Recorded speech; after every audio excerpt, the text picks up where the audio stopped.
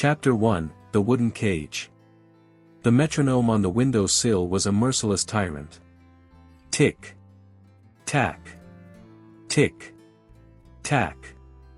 It sliced the golden afternoon light of coastal Maine into neat, clinical fractions, entirely indifferent to the sweat pooling at the small of Maya's back or the raw, throbbing calluses on her left fingertips. Maya Montgomery adjusted the angle of her cello, the dark, polished spruce of the 18th century instrument pressing hard against her sternum. She drew her bow across the C string, unleashing a low, mourning drone that vibrated through the floorboards of cabin 12. It was a beautiful sound, clean, resonant, mathematically perfect.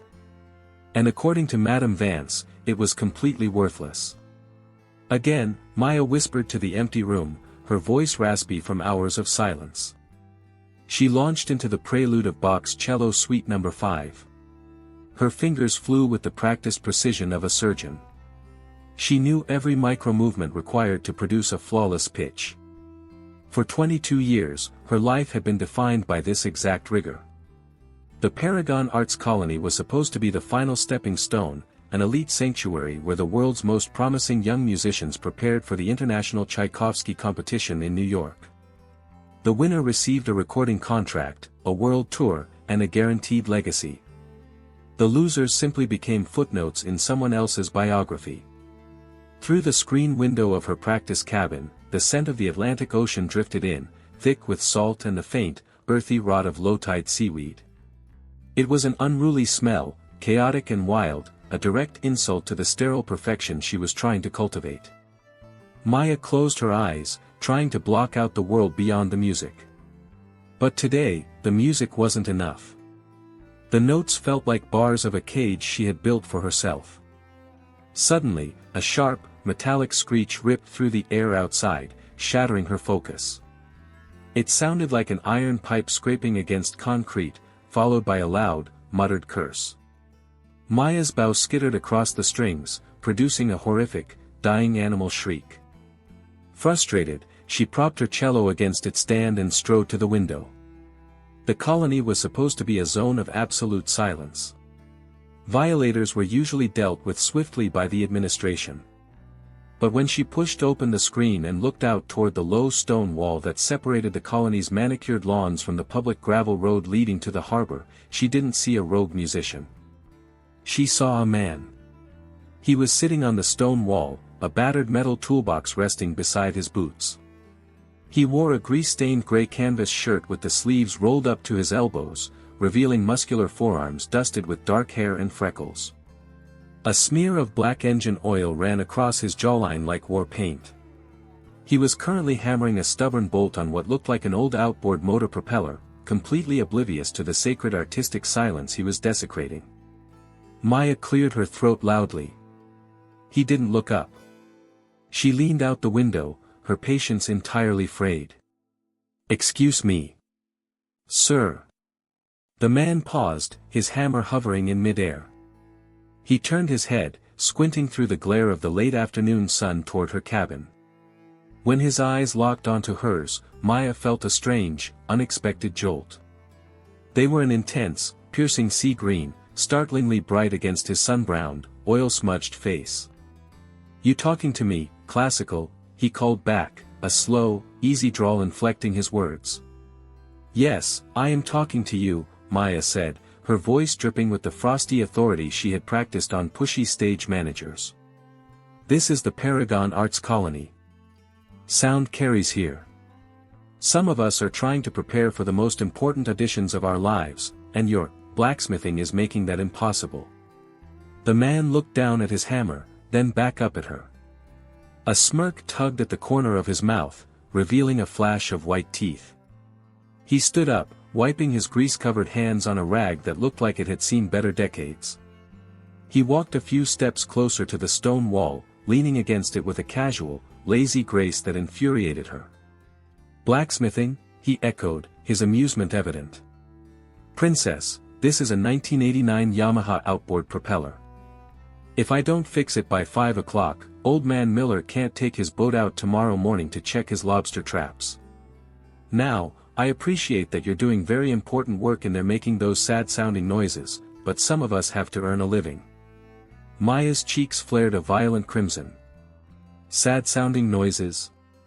That was Johann Sebastian Bach. Well, Johann Sebastian sounds like he needed a drink and a day off, the man retorted cheerfully. Before Maya could formulate a suitably scathing reply, a shadow fell over her. She turned around to find Madame Vance standing in the doorway of her cabin. The older woman was a legend in the classical world, a sharp-featured woman with silver hair pulled into a bun so tight it seemed to pull the skin of her cheekbones taut. She wore a tailored black linen suit that defied the summer heat. Maya, Madame Vance said, her voice like dry parchment. Who are you parleying with out the window? Your focus should be internal, not conversational. I'm sorry, madam, Maya said quickly, her defensive posture instantly evaporating into deference. He was making a tremendous amount of noise with his tools. Madame Vance walked to the window, casting a cold, dismissive glance at the man by the stone wall. The man didn't flinch, he merely offered the terrifying instructor a polite, two-finger salute from the brim of his faded baseball cap. Ignore the locals, Maya, Madame Vance said, turning her back to the window. They are part of the scenery, nothing more. Now, pick up your instrument. Let me hear the saraband. Maya swallowed hard, her throat suddenly dry. She moved back to her chair, lifted her cello, and positioned her bow. She began to play. The music was an agonizingly beautiful, slow dance in triple meter.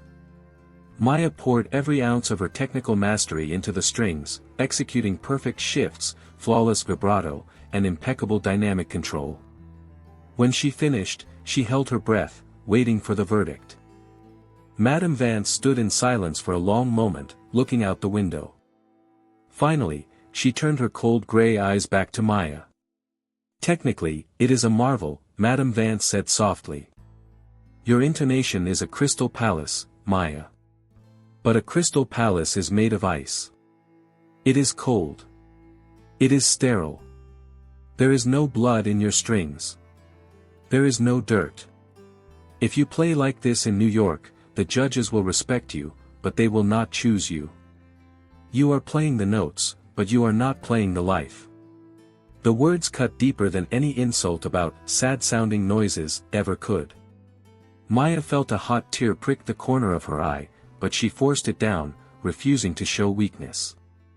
I will practice harder, madam, Maya whispered. Practice cannot buy a soul, Maya, Vance said coldly, turning toward the door. Go take a walk. Look at the ocean. Do something that does not involve a metronome. If you do not find the blood in the music by August, do not bother boarding the train to New York. The door clicked shut, leaving Maya alone in the suffocating silence of the cabin. The metronome on the window sill continued its relentless march. Tick. Tack. Tick. Tack. Maya walked over to it and aggressively slammed her hand down on the silver pendulum, silencing it. She leaned her forehead against the cool glass of the windowpane, feeling utterly hollowed out. When she looked outside, the stone wall was vacant. The man, the toolbox, and the broken propeller were gone. All that remained was a small smudge of black engine grease on the top of the gray stone, catching the final, bleeding rays of the setting summer sun. Chapter 2, Salt and Grease. The harbor at Blackwood Cove did not operate on the precise, mathematical fractions of a metronome, but rather on the heavy, unpredictable pulse of the Atlantic tide. It was a world constructed of rusted iron, rotting cedar, and the unrelenting, pungent perfume of diesel oil and old brine. Here, daylight was measured not by hours or artistic milestones, but by the physical toll it exacted on a man's body. For Julian Vance, unrelated by anything but a cruel cosmic irony to the icy instructor up the hill, this landscape was both an anchor and a sanctuary. It was a place where things were tangible, where problems could be solved with a wrench, a heavy hammer, and a sufficient amount of brute force. When the sun finally dipped below the jagged pine-lined horizon, bleeding a bruised purple across the surface of the water, Julian was deep in the bowels of a 30-foot lobster boat named the Sea Hound. The air inside the cramped engine compartment was suffocating, thick with the trapped heat of a hard day's run and the suffocating fumes of uncombusted fuel. He lay flat on his back on a grease-slicked piece of cardboard, his spine pressing against the unforgiving ribbing of the hull. His hands, permanently stained with the dark crescent moons of engine grease beneath his fingernails, moved with an instinct born of necessity rather than passion. He did not need to see the manifold he was working on, he could read the metal through the tips of his calloused fingers. Every scratch, every worn thread on a bolt, told a story of friction and endurance. This was the work that kept the town afloat, the invisible gears that allowed the fishermen to brave the freezing waters of the Gulf before dawn. To Julian, there was a quiet, comforting honesty in it. A machine did not lie. It did not pretend to possess a soul it lacked, nor did it demand that you pour your internal agonies into its functioning. If it broke, it was because a part had failed, and if a part had failed, it could be replaced. Yet, as he tightened a stubborn hose clamp until the metal bit deep into the rubber, his mind drifted away from the dark hull of the Sea Hound and traveled back up the winding gravel road to the stone wall of the Arts Colony. He could still see the girl in the window of cabin 12. She had looked like an apparition against the dark wood of her practice room, her pale skin illuminated by the amber glow of the late afternoon sun, her posture rigid with an intensity that seemed almost painful. He had called her classical, to rile her up, to see if he could crack that frosty, aristocratic veneer she wore like armor. And he had succeeded, if only for a moment. The fierce, defensive flash in her dark eyes when she spoke of her music had been entirely real, a sudden burst of genuine heat from an otherwise frozen castle. He remembered the sound that had followed their brief skirmish. He had remained by the wall just long enough to hear her play again, stepping back into the shadow of a wild rose bush so she wouldn't see him hovering. He didn't know anything about Bach or the intricate hierarchies of the classical music world, but he knew what grief sounded like. He had recognized the profound, heavy loneliness in the notes that filtered through her screen window. It had resonated in his chest, striking a chord he spent most of his days trying to mute. Her playing had been beautiful, yes, but it felt trapped, like a wild bird throwing itself repeatedly against the bars of a gilded cage. He had felt an absurd, sudden urge to reach through the window and yank the instrument from her hands, just to see what she would do if she were forced to speak to the world with her own voice instead of the voice of a dead German composer. Wiping a mixture of sweat and black oil from his forehead with the back of his arm, Julian slid out from beneath the engine block. He stood up on the damp deck of the boat, inhaling the cool, sharp night air that was just beginning to roll off the water. The harbor was quiet now, save for the rhythmic sloshing of the tide against the barnacle-encrusted pilings and the distant, lonely cry of a herring gull. The village of Blackwood Cove was already shutting down, its small shingled houses turning off their lights one by one as the residents prepared for the brutal pre-dawn awakenings that defined their lives. Julian packed his tools into his battered iron box, the heavy clinking of the wrenches echoing hollowly across the empty water. He felt the familiar, dull ache in his lower back, a physical reminder of the life he had chosen, or rather, the life that had chosen him. Years ago, there had been other options, paths that led away from the smell of fish scales and diesel exhaust, but those paths had closed when his father's health failed, locking Julian into a cycle of survival and duty. He didn't resent it. Resentment was a luxury for people who had time to sit in quiet rooms and ponder their own unhappiness. As he walked down the creaking wooden gangway toward his rusted pickup truck, his boots leaving faint, oily prints on the timber, he looked up at the hill where the Arts Colony sat. The grand Victorian Maine house and its cluster of isolated practice cabins loomed like a fortress of privilege against the night sky. One light was still burning bright in the distance, the window of cabin 12. Julian stood by the open door of his truck for a long time, watching that solitary square of amber light. He knew that she was probably still in there, staring at her sheet music, fighting a war against her own perfection.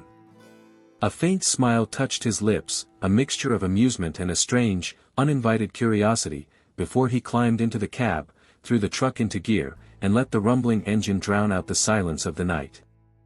Chapter 3, The Wall Outside. The morning mist rolled off the Atlantic in thick, heavy ribbons, swallowing the jagged coastline of Maine and wrapping the Paragon Arts Colony in a damp, ghostly shroud. Inside cabin 12, the fog seemed to press directly against the windowpanes, blurring the boundary between the sterile sanctuary of the music room and the untamed wilderness outside.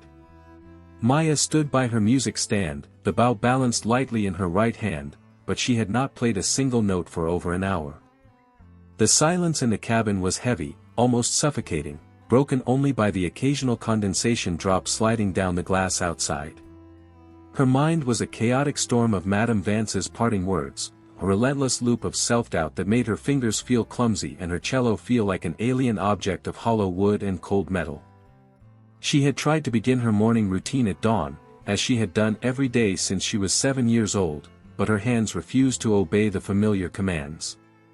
Every time she positioned her fingers over the fingerboard, she heard the echo of that devastating critique, "There is no blood in your strings. There is no dirt." She looked down at her hands, pale, pristine, with neat, uniform calluses built through decades of sheltered discipline. She had never known manual labor, never known the visceral grime of the physical world, and for the first time in her life, she wondered if her total isolation from reality had left her emotionally bankrupt.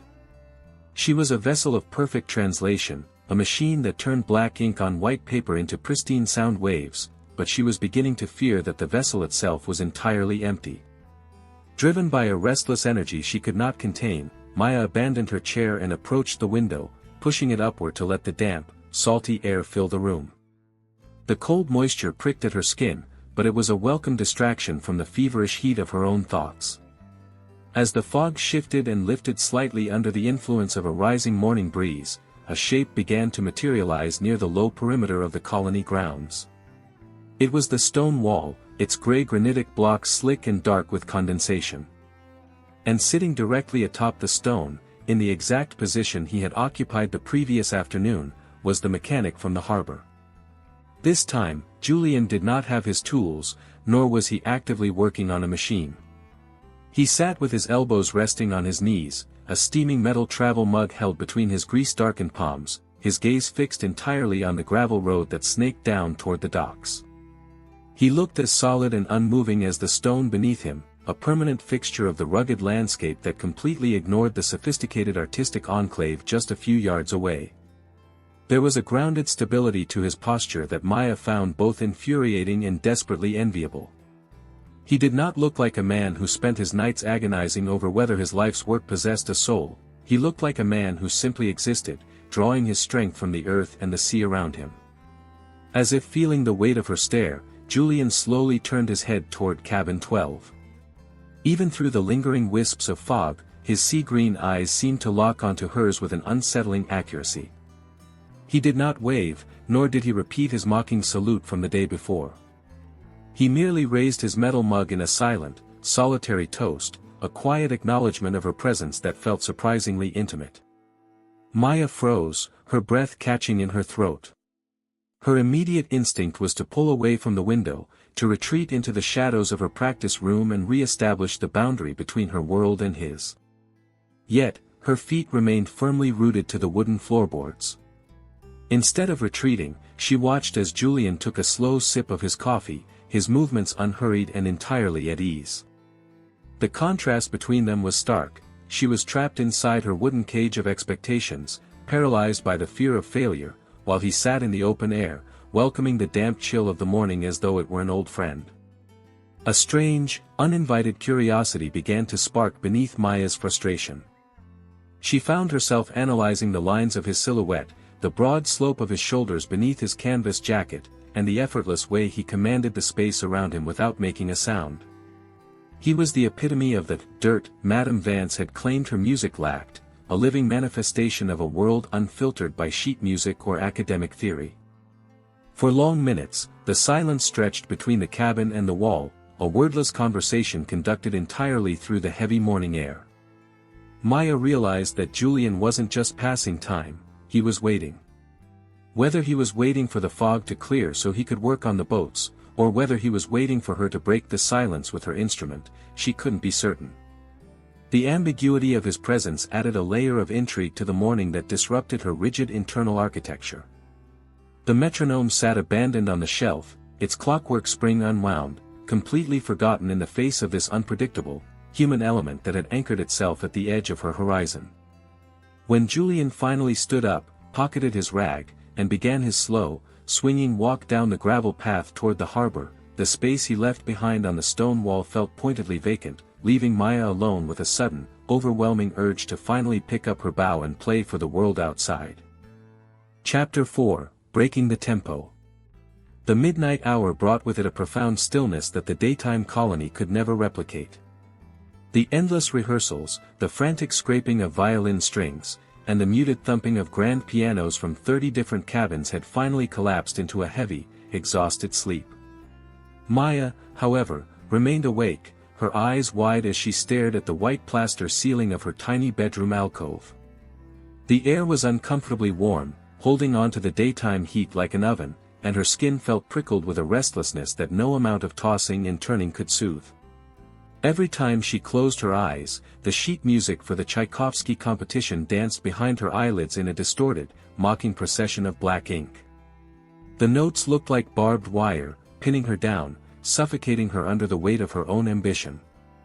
Driven by a sudden, desperate need to escape the four walls of her room, she slipped into a dark knitted sweater and jeans, stepping barefoot onto the cool hardwood floors. She didn't pick up her cello. The thought of touching the instrument right now made her stomach tighten with anxiety. Instead, she slipped out the back door of the main dormitory, her feet sinking into the damp, dew-kissed grass of the colony lawn. The night air was incredibly sharp and clean, carrying the scent of wild pine and the immense, open coldness of the sea. She walked without a destination, her feet guiding her down the sloping lawn, past the dark, silent shapes of the practice cabins, until she reached the gravel road that led toward the public harbor. The village of Blackwood Cove was entirely dark, its small saltbox houses silhouetted against the starry sky like sleeping giants. The only illumination came from a single, flickering amber light hanging from the end of the main pier, casting long, shivering reflections across the black mirror of the water. Maya walked toward the water, her steps muffled by the damp gravel, drawn by the rhythmic, hypnotic sound of the tide lapping against the wooden pilings. She felt like a trespasser in a foreign world. This was the territory of the locals, the space where Julian lived his life, far removed from the pristine concert halls and velvet-lined instrument cases that defined her own existence. When she reached the edge of the pier, she realized she was not alone. A small, wooden dory was tied to the iron cleat at the end of the dock, bobbing gently on the dark swells. Sitting in the middle of the boat, his back resting against the rowing thwart, was Julian. He didn't have his baseball cap on tonight, and the sea breeze caught his dark hair, tumbling it across his forehead.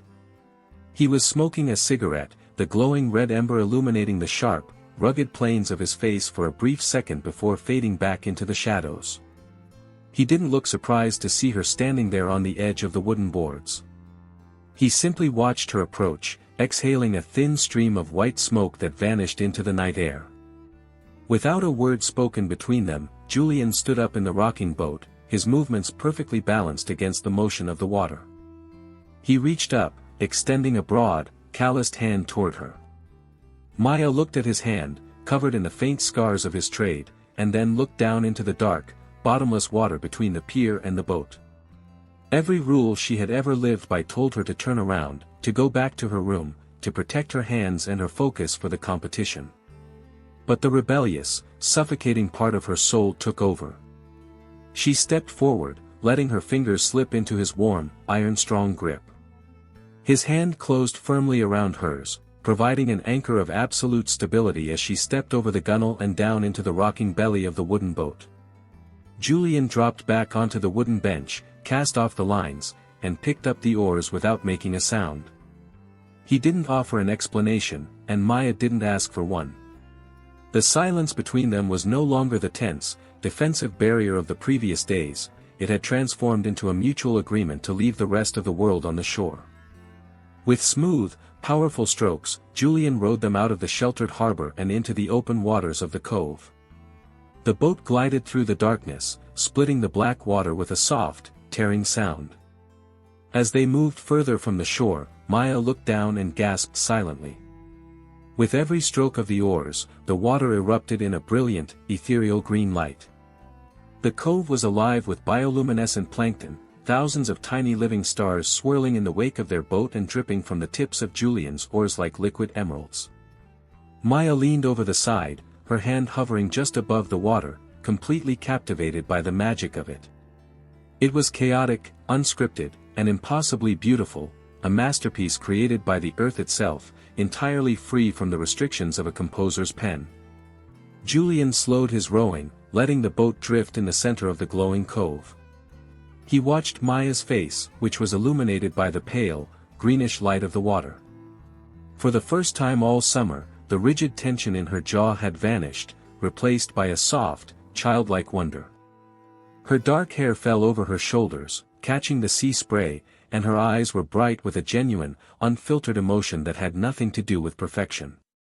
In this quiet, suspended moment, out on the dark ocean with a man who knew nothing of her world, Maya felt the heavy armor she had worn for years begin to crack.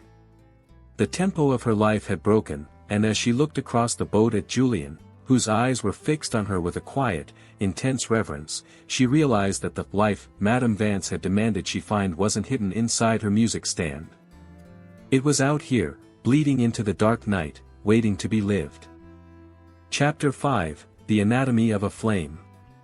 The boundary between their two worlds did not dissolve all at once, but rather eroded under the steady, quiet pressure of the succeeding July afternoons. The initial friction that had defined their interactions by the stone wall evolved into a silent, predictable rhythm, a shared understanding that required no verbal validation. Maya found herself looking less at the sheet music on her stand and more at the shadows stretching across the grass outside her cabin window. Her practice sessions became fragmented, broken by the anticipation of a heavy step on the gravel road or the distant, metallic clink of a wrench dropping onto wood. When Julian appeared, always carrying the physical signature of his labor in the scent of iron and fuel that clung to his clothes, he would take his place on the granitic blocks of the perimeter wall, a quiet spectator to her isolation. On a Tuesday afternoon when the heat hung over the coast like a wet wool blanket, Maya finally abandoned the stuffy confines of cabin 12 entirely. She walked out into the blinding coastal sun, carrying only a small sketchpad she hadn't touched since childhood, her steps deliberate as she crossed the manicured lawn toward the boundary line. Julian did not move as she approached, though his sea-green eyes tracked her progress with a steady, unblinking intensity. When she sat down on the grass at the base of the wall, her back resting against the rough, sun-warmed stone just inches from where his boots dangled, a profound sense of relief washed over her. The silence that settled between them was vast and comfortable, filled only by the buzzing of cicadas in the nearby tall grass and the rhythmic, distant thudding of a diesel engine out in the channel. In this shared stillness, without the barrier of the windowpane, the emotional landscape of their lives began to bleed through their postures. Maya opened her pad, her pencil tracing the jagged contours of the distant lighthouse, but her mind was entirely occupied by the proximity of the man above her. She noticed the small, pale scars on his knuckles, the way his jaw tightened when he looked out toward the open ocean, and the heavy, melancholic air that seemed to settle over him whenever the harbor traffic slowed. There was a story in his stillness, a history of heavy burdens borne without complaint. She realized then that Julian's presence at the colony wasn't born out of simple curiosity or a desire to mock the wealthy summer residents. He came to the wall to escape something within his own world, using the ethereal, tragic strains of her cello as an anesthesia against his own unspoken griefs. As the afternoon waned into a bruised, copper twilight, the unspoken exchange between them deepened. Julian reached down from the wall, his large, grease-darkened fingers gently taking the pencil from Maya's hand. He did not draw a picture, instead, on the margin of her paper, he sketched a crude but precise diagram of a maritime knot, the clove hitch, his heavy pressure embedding the dark graphite deep into the grain of the page. It was an offering of his world, a tangible piece of the practical, unyielding reality he inhabited. Maya watched his hand move, fascinated by the coordination of a strength that could dismantle a massive engine and the gentleness required to guide a brittle piece of lead across a page. When his fingers brushed against hers as he returned the pencil, the contact felt like an electric current, a sudden, burning friction that made the cold, academic precision of her musical training feel completely inconsequential. Sitting together in the fading warmth of the stone, they traded their unuttered secrets through the simple physics of proximity.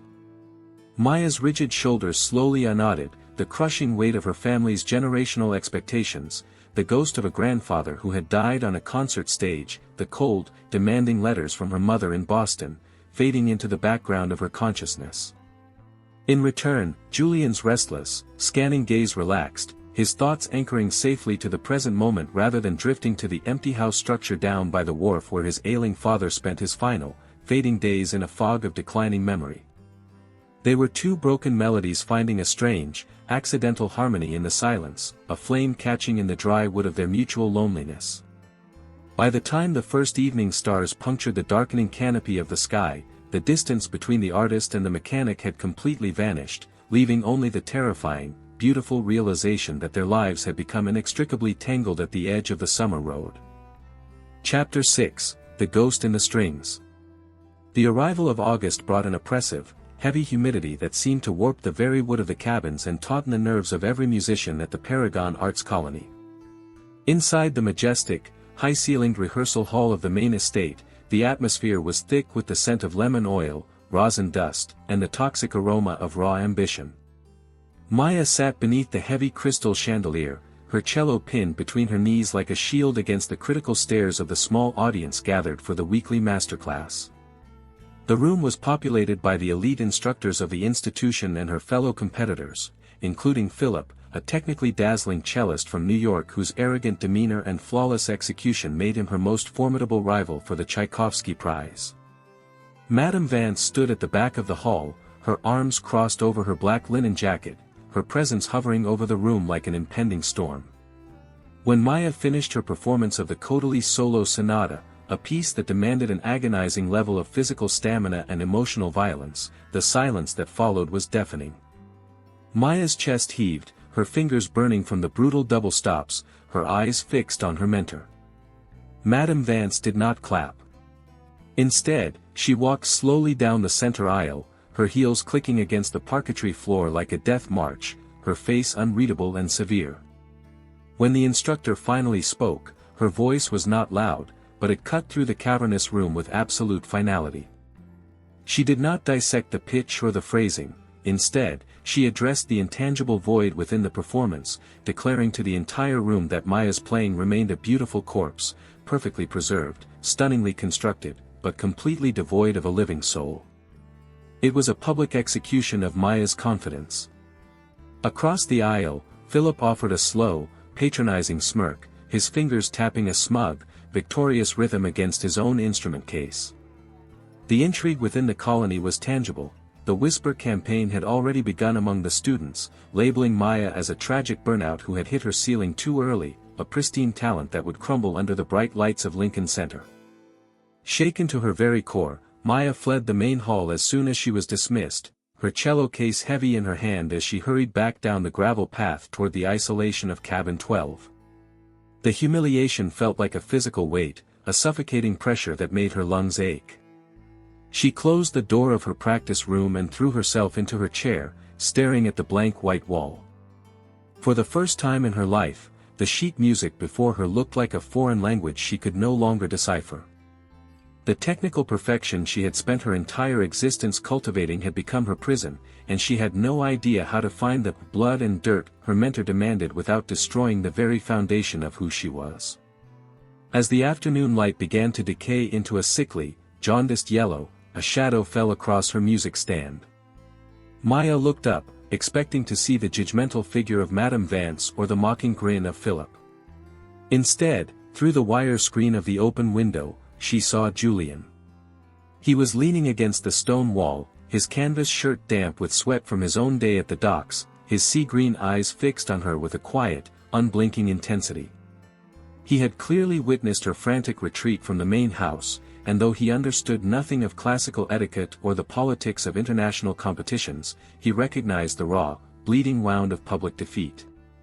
He did not offer any trite gestures of comfort, nor did he leave his post at the boundary line. He simply remained there, a solid, unyielding sentinel in the suffocating heat. The silent presence of the mechanic acted as a strange, grounding force against Maya's spiraling despair. Looking at his grease-stained hands and the unbothered, calm slope of his shoulders, she felt the frantic, hysterical rhythm of her heartbeat begin to slow. He was entirely disconnected from the toxic, hypercritical vacuum of the arts colony. He didn't care about the Tchaikovsky competition, he didn't know who Codely was, and he didn't give a damn about Madame Vance's opinion. To Julian, she wasn't a pedigree talent under evaluation, she was simply Maya, the girl in the window who played sad songs. This realization sent a profound wave of warmth through her chest, a sudden, rebellious spark that countered the icy isolation of her training. The intrigue and the malice of her rivals up the hill faded into background noise, replaced by the heavy, magnetic pull of the man at the wall, setting the stage for a dangerous collision between her artistic destiny and the realities of the heart. Chapter 7, Crimson Horizons.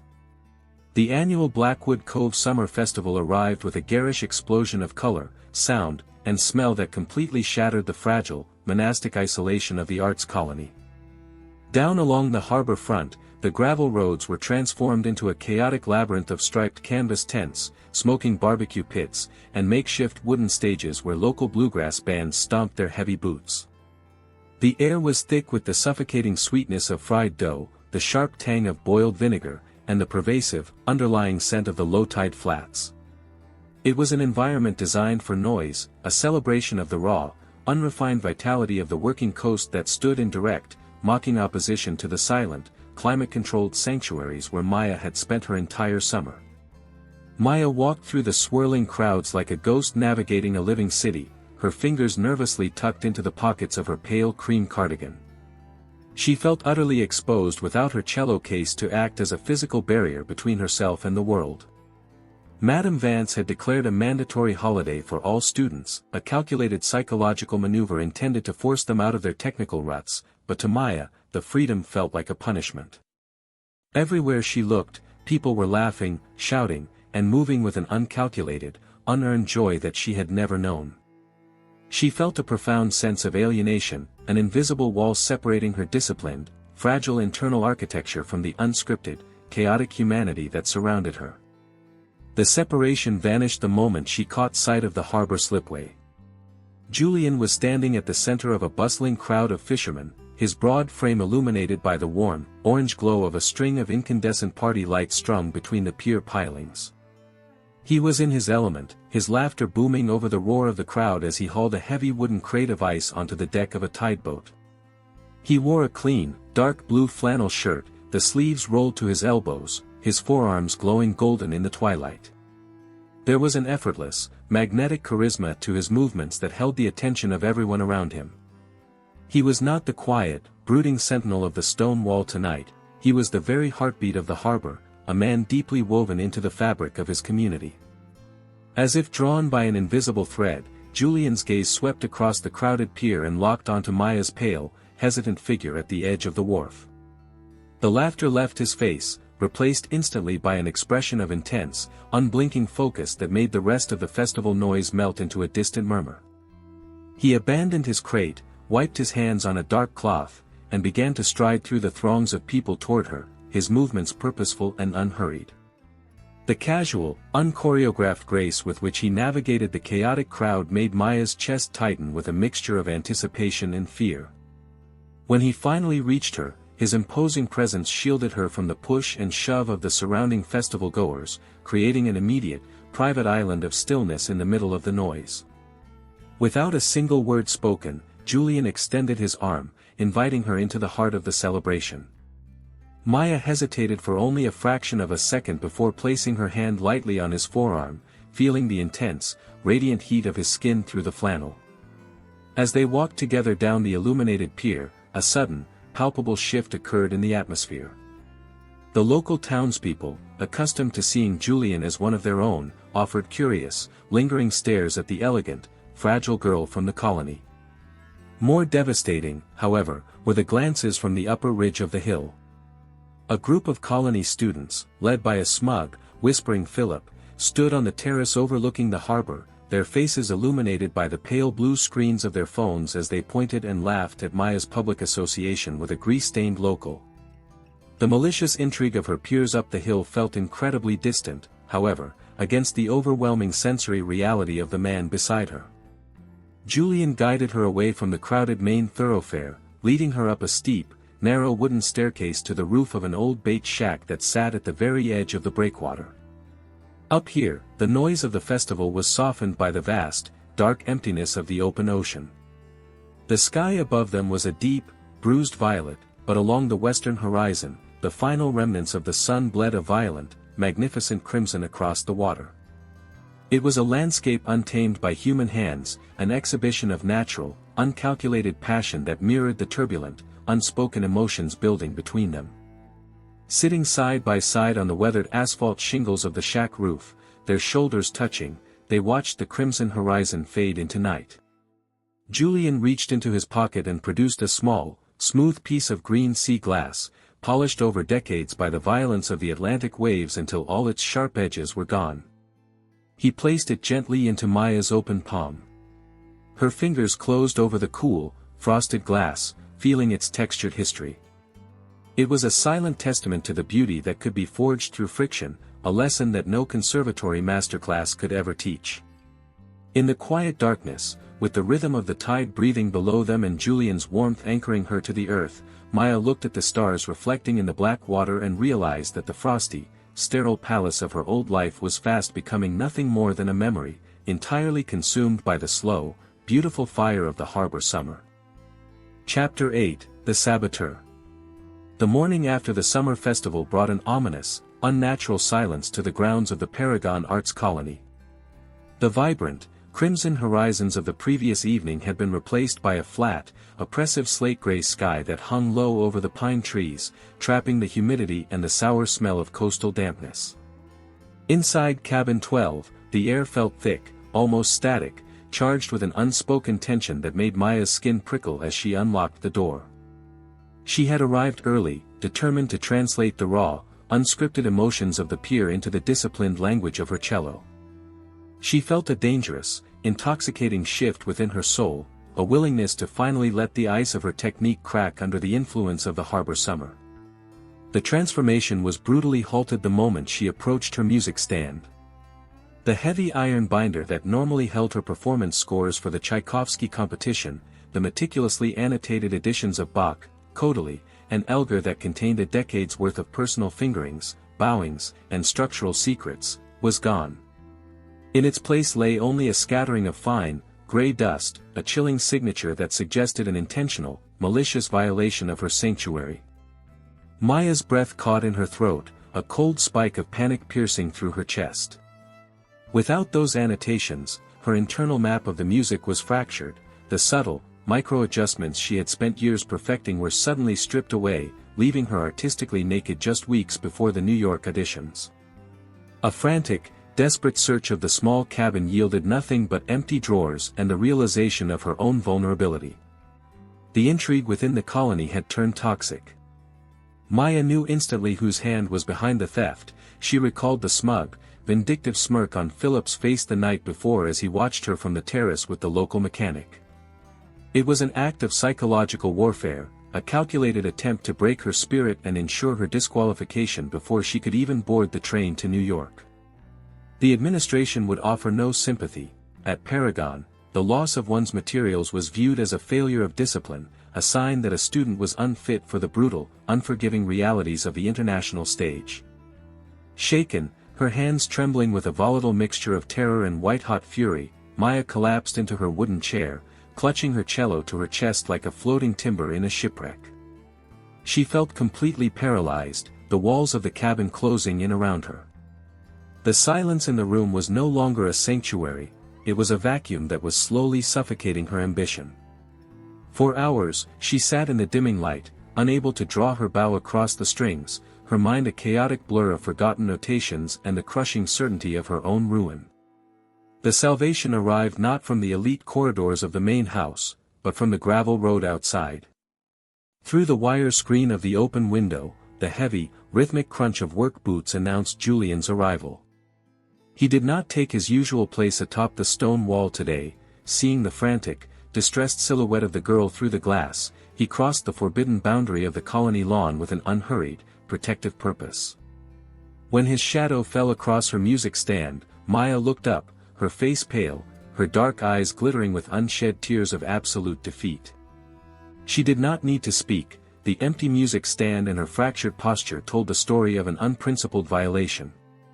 Julian leaned his large frame against the window frame, his sea-green eyes scanning the empty room before settling on her with a fierce, protective intensity. He understood nothing of the specific markings of classical notation, but he understood the anatomy of a theft and the devastating impact of lost tools. Without a word, he reached through the open window and gently pulled the blank sketchpad from her desk, along with a dark charcoal pencil. He laid the pad flat on the wide wooden sill between them, his heavy, scarred finger tapping the blank white page in a silent, commanding gesture. He was telling her to begin again, to rebuild her world from the raw materials of her own mind. What followed was a profound, wordless communion that defied the rigid traditions of her training. Sitting on the floorboards beneath the window, Maya began to play from memory, her bow striking the strings with a raw, unchoreographed desperation. As each phrase left her instrument, she translated the sounds back into markings on the sketchpad, her hand flying across the paper to reconstruct the lost fingerings. Julian remained stationary at the window, a human anchor in the gathering twilight. He listened to the music not as a critic, but as a navigator reading the currents of a river. Whenever her stroke faltered, whenever the trauma of the theft caused her memory to slip, Julian would simply shift his weight or place his heavy hand flat against the exterior wood of the cabin. The physical vibration of his presence, the literal conduction of his strength through the timber of the wall, acted as an emotional compass for her fingers. He was helping her reconstruct her art not through the academic memory of the eye, but through the visceral, living memory of the heart. By the time the night sky swallowed the pine trees, the blank pages of the sketchpad were covered in a new, chaotic, and entirely original system of annotations, markings that were born not from the cold instruction of Madame Vance, but from the grit, the sweat, and the unyielding resilience of the harbor. The saboteur had intended to destroy her, but through the silent alliance of the mechanic, Maya had forged a new script, one that carried the unmistakable, permanent signature of the dirt she had been missing. Chapter 9, The Ghost of the Harbor. The heat of mid-August had baked the coastal ledge into a pale, dusty expanse, and the ocean itself seemed to simmer under a white sun that offered no relief. Seeking an escape from the suffocating atmosphere of the arts colony, where the theft of her music had left a lingering scent of paranoia, Maya walked down to the harbor during the afternoon lull. She carried her cello case on her back like a heavy shell, her feet moving by a new, instinctual geography that always led her toward the smell of salt and diesel. She did not find Julian at his usual berth by the main pier, nor was his truck parked near the bait shacks.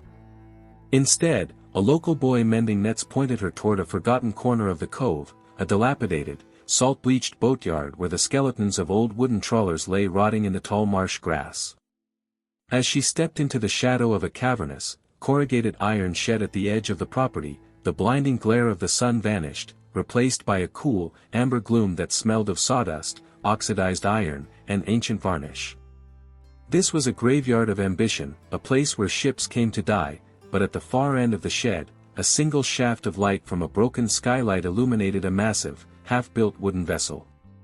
It was a lobster boat, beautifully constructed of white oak and cedar, its sweeping hull lines suggesting a design that was both traditional and aggressively fast.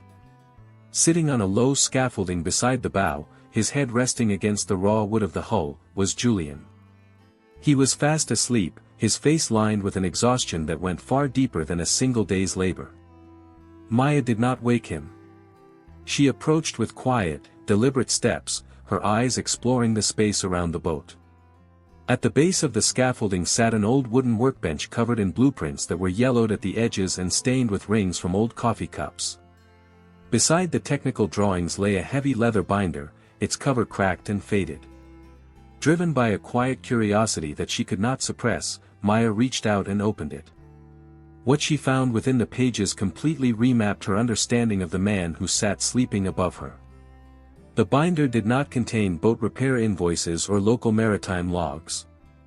Instead, it was filled with sketches of breathtaking complexity, not just of hulls, but of fluid dynamics, intricate propeller designs, and radical hull modifications that looked like high art. Tucked into the back pocket of the binder was an official document from the Massachusetts Institute of Technology, dated 5 years earlier. It was a full-ride scholarship offer for a master's program in naval architecture, a prestigious invitation extended to a young man who possessed a rare, intuitive genius for the design of things that moved through water. The margins of the letter were covered in Julian's heavy, precise handwriting, listing the costs of tuition, housing, and books, all neatly crossed out with a single, brutal stroke of black ink. Below the calculations, a final note read simply, "Father's diagnosis confirmed. Cannot leave Blackwood." A profound, aching sadness bloomed in Maya's chest as she stared at the document. She looked from the paper up to the sleeping silhouette of the mechanic. She understood now the source of the heavy, melancholic air that settled over him whenever the harbor traffic slowed. He was not a man who lacked ambition, he was a man who had sacrificed his own brilliant, luminous future to anchor himself to a dying parent in a forgotten coastal village. He had chosen duty over destiny, locking his genius away in a rotting shed while he repaired the broken propellers of old fishermen. The dirt that Madame Vance had claimed her music lacked was not just about sweat and manual labor, it was about this, the devastating, quiet weight of a love that was willing to break its own wings for the sake of another. The heavy silence of the shed was broken only by the nesting barn swallows in the rafters as Maya gently closed the binder. She felt an overwhelming surge of reverence for the man beside her, a feeling so intense it bordered on pain. She unlatched her cello case, lifting the dark spruce instrument from its velvet bed. She didn't need sheet music, nor did she care about the technical rules that had governed her life for 20 years. Sitting on an upturned wooden crate in the dust and the shadow of Julian's unfinished masterpiece, she drew her bow across the strings. She played a low, morning melody that she improvised on the spot, a song for the scholarship letter, for the fading memory of his father, and for the beautiful, silent sacrifice that Julian carried every single day.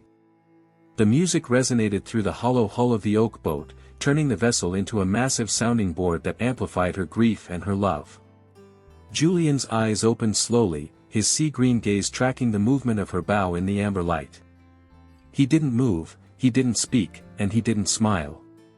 He simply sat on his wooden scaffolding, listening as Maya finally found the blood in her strings by playing the truth of his life back to him through the dark wood of her cello.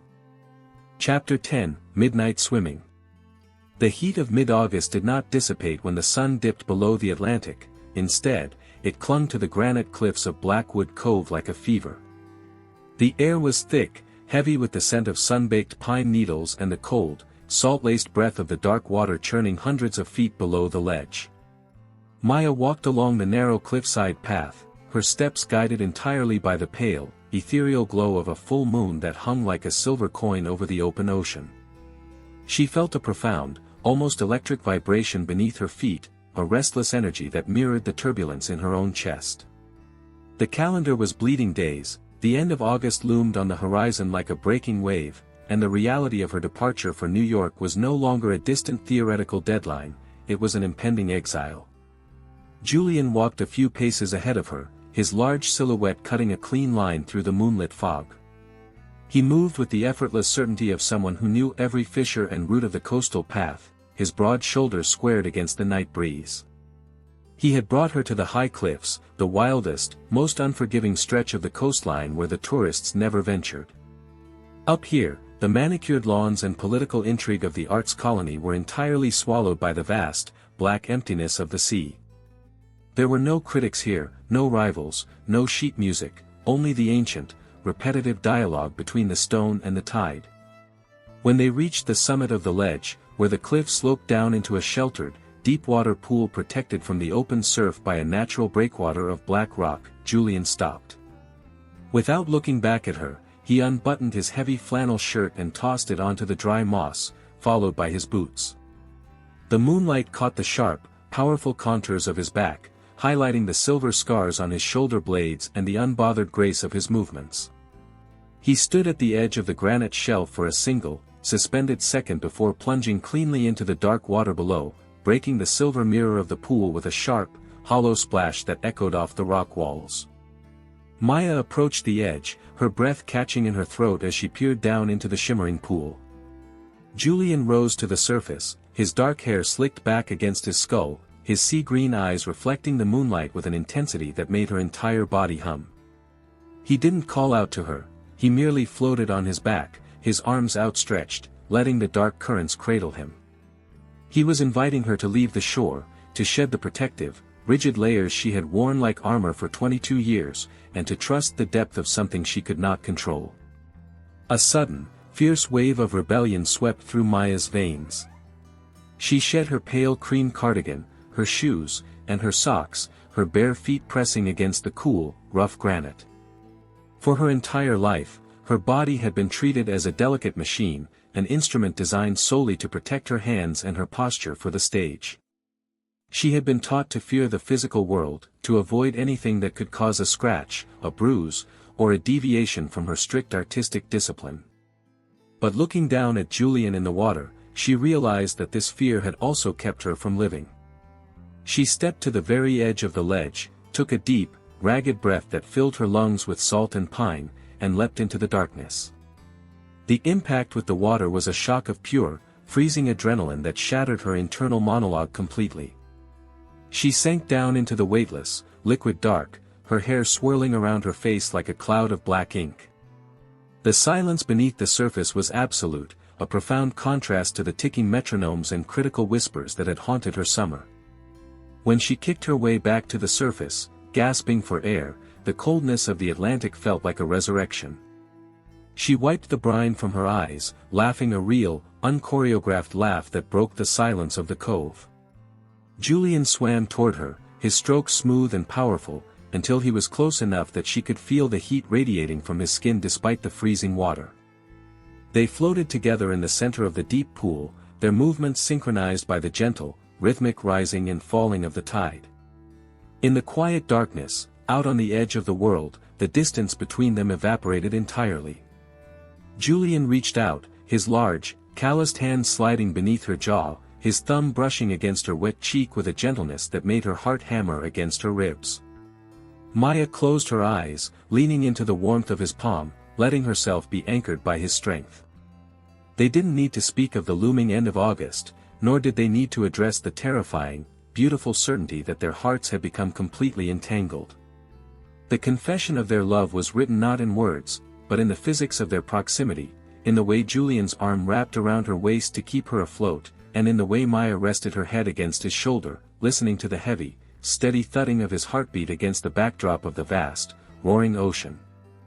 They remained in the water for hours, two separate lives finding a brief, perfect harmony in the midnight dark, fully aware that a storm was gathering on the horizon, but choosing, for this one night, to simply ride the crest of the tide. Chapter 11, The Fractured Key. The Grand Saloon of the Maine Victorian estate had been converted into a theater of clinical judgment for the final masterclass of the season. Sunlight poured through the soaring stained-glass windows, throwing long, distorted shards of amber and amethyst light across the highly polished parquetry floor. The air was suffocatingly hot, smelling of stale velvet, floor wax, and the expensive lavender perfume favored by the wealthy colony patrons who lined the back rows. Maya sat on the raised wooden dais, her cello balanced between her knees, her fingers poised over the fingerboard like a soldier awaiting a command.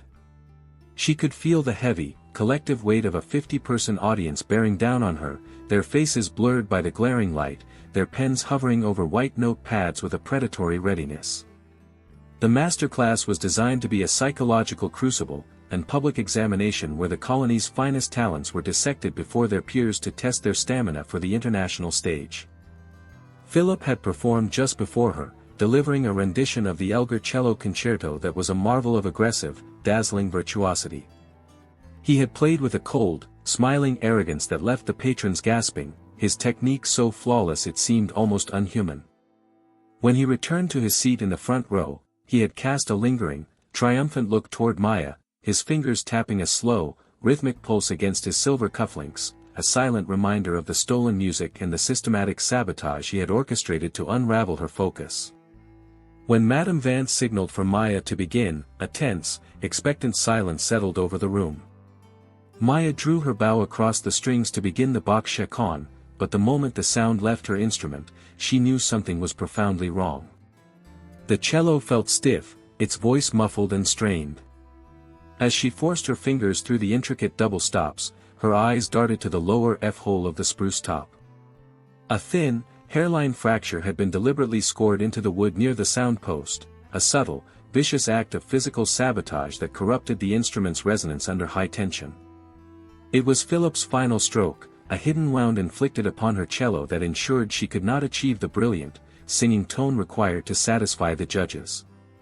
The music began to fray, the pitches turning sour and hollow as the wood groaned under the pressure of her bow. Maya's forehead beaded with cold sweat, her heart hammering against her ribs like a trapped bird. In the front row, Philip leaned back in his chair, a slow, malicious smile spreading across his face as he watched her struggle against the broken instrument. The whispers began in the back rows, a low, buzzing hum of judgment that felt like a physical assault. Madame Vance's expression hardened into a mask of absolute disappointment, her hand rising slowly to call a halt to the performance, a gesture that would signal the definitive end of Maya's summer and her disqualification from the Tchaikovsky roster. The humiliation was averted by an unexpected, violent disruption from the back of the hall. The heavy, leaded glass doors of the saloon burst open with a loud, echoing crash, shattering the refined acoustics of the room completely. Julian stood in the threshold, his massive frame silhouetted against the blinding light of the hallway. He had walked up from the harbor to deliver a repaired iron bracket to the main kitchen, but hearing the strained, dying voice of Maya's cello through the open windows, he had followed the sound directly into the forbidden sanctuary of the elite. He wore his heavy work boots, his canvas trousers covered in fresh timber dust, and his sleeves rolled up to reveal his powerful, oil-smudged forearms. A collective gasp rippled through the audience as the mechanic strode down the center aisle, completely ignoring the shocked stares of the patrons and the outraged posture of the faculty. He moved with a fierce, protective momentum that brooked no opposition. When he reached the front row, his sea-green eyes locked onto Philip, who had stood up to protest the intrusion. Without a single word spoken, Julian closed the distance between them, his presence so imposing and dangerous that the wealthy cellist instinctively stepped backward, tripping over his own instrument case and stumbling onto the polished floorboards in a state of absolute, undignified terror. Julian did not strike him, instead, he stood over the fallen rival like a physical wall, his jaw set in a hard, unyielding line that made the collective malice of the colony elites evaporate into absolute silence. Turning his back on the crowd, Julian walked up to the dais and stood beside Maya's chair. He reached down, his large, warm hand gently gripping the scroll of her cello to steady her trembling arm. He looked at the fractured wood near the sound post, his intuitive understanding of materials instantly identifying the malicious damage. He looked up into Maya's terrified, grateful eyes, his gaze steady and clear, providing a human shield against the judgment of the room. He didn't offer a speech, nor did he apologize for the chaos he had caused. He simply stood by her side, a solid anchor of dirt and iron in the center of the Crystal Palace, proving that while her world could break her tools, his world would always be there to stand between her and the storm. Chapter 12, The Friction of Futures. The aftermath of the masterclass scandal hung over the colony like the heavy, sulfurous stench that follows a lightning strike. By nightfall, the oppressive humidity of August had finally broken, giving way to a cold, predatory wind that swept in from the north, whipping the pine branches against the wooden walls of cabin 12 with a frantic, bone-dry rhythm. Inside the practice room, the amber light from the single desk lamp cast long, grotesque shadows across the floorboards. Maya stood by her music stand, her fingers white as she clutched a bottle of specialized wood adhesive, attempting to seal the hairline fracture Philip had carved into her cello's spruce top. Her movements were erratic, driven by a manic, desperate energy that had nothing to do with music and everything to do with survival. The heavy, unmistakable thud of Julian's work boots on the porch stairs did not bring her comfort tonight, instead, it made her chest tighten with a suffocating sense of dread. When the screen door groaned open, letting in a gust of chilled, salt-laden air, she did not look up from her workbench. Julian stepped into the room, his massive frame instantly shrinking the space, his presence vibrating with a volatile mixture of protective fury and unspoken hurt. He had been officially barred from the colony grounds by the administration following his disruption in the Grand Saloon, a decree he had treated with absolute contempt by walking straight back to her cabin the moment the faculty patrols cleared. The silence that settled between them was not the healing, soft sanctuary of the high cliffs or the starlit dory, it was a battlefield of absolute ideological friction. Julian approached the workbench, his large, scarred hand reaching out to gently take the adhesive bottle from her trembling fingers, his intuitive mechanical mind recognizing that her frantic, amateur repair work was only warping the wood further. But Maya tore her hand away, retreating several steps into the shadows of the room, her shoulders rigid, her eyes flashing with a wild, defensive anger that shocked them both. In that single, sharp movement, the invisible chasm between their two destinies opened up, wide and terrifying. Through the language of her posture, Maya hurled a decade of accumulated academic pressure and absolute terror at him. She looked at his grease-stained canvas shirt, his dust-covered boots, and the raw, heavy strength of his forearms, the very things that had anchored her all summer, and for the first time, she allowed herself to see them as anchors that would drown her. Her hyper-disciplined, elite upbringing in Boston and New York reasserted itself like a dormant virus. To stay here, to love him, meant accepting the slow, beautiful decay of the boatyard, it meant letting her grandfather's legacy and her mother's multi-million-dollar expectations wither away in a forgotten Maine village. Her defensive stance accused him of being reckless, of not understanding the fragile, calculated ecosystem of her career, and of sabotaging her future under the guise of protecting her honor. Julian stood entirely motionless beneath the glare of the desk lamp, the accusation hitting him with the force of a physical blow. The sea-green intensity of his eyes hardened into something cold and deeply sorrowful. His own posture shifted, squaring his shoulders as he threw her unspoken words back at her through the sheer, heavy weight of his silence.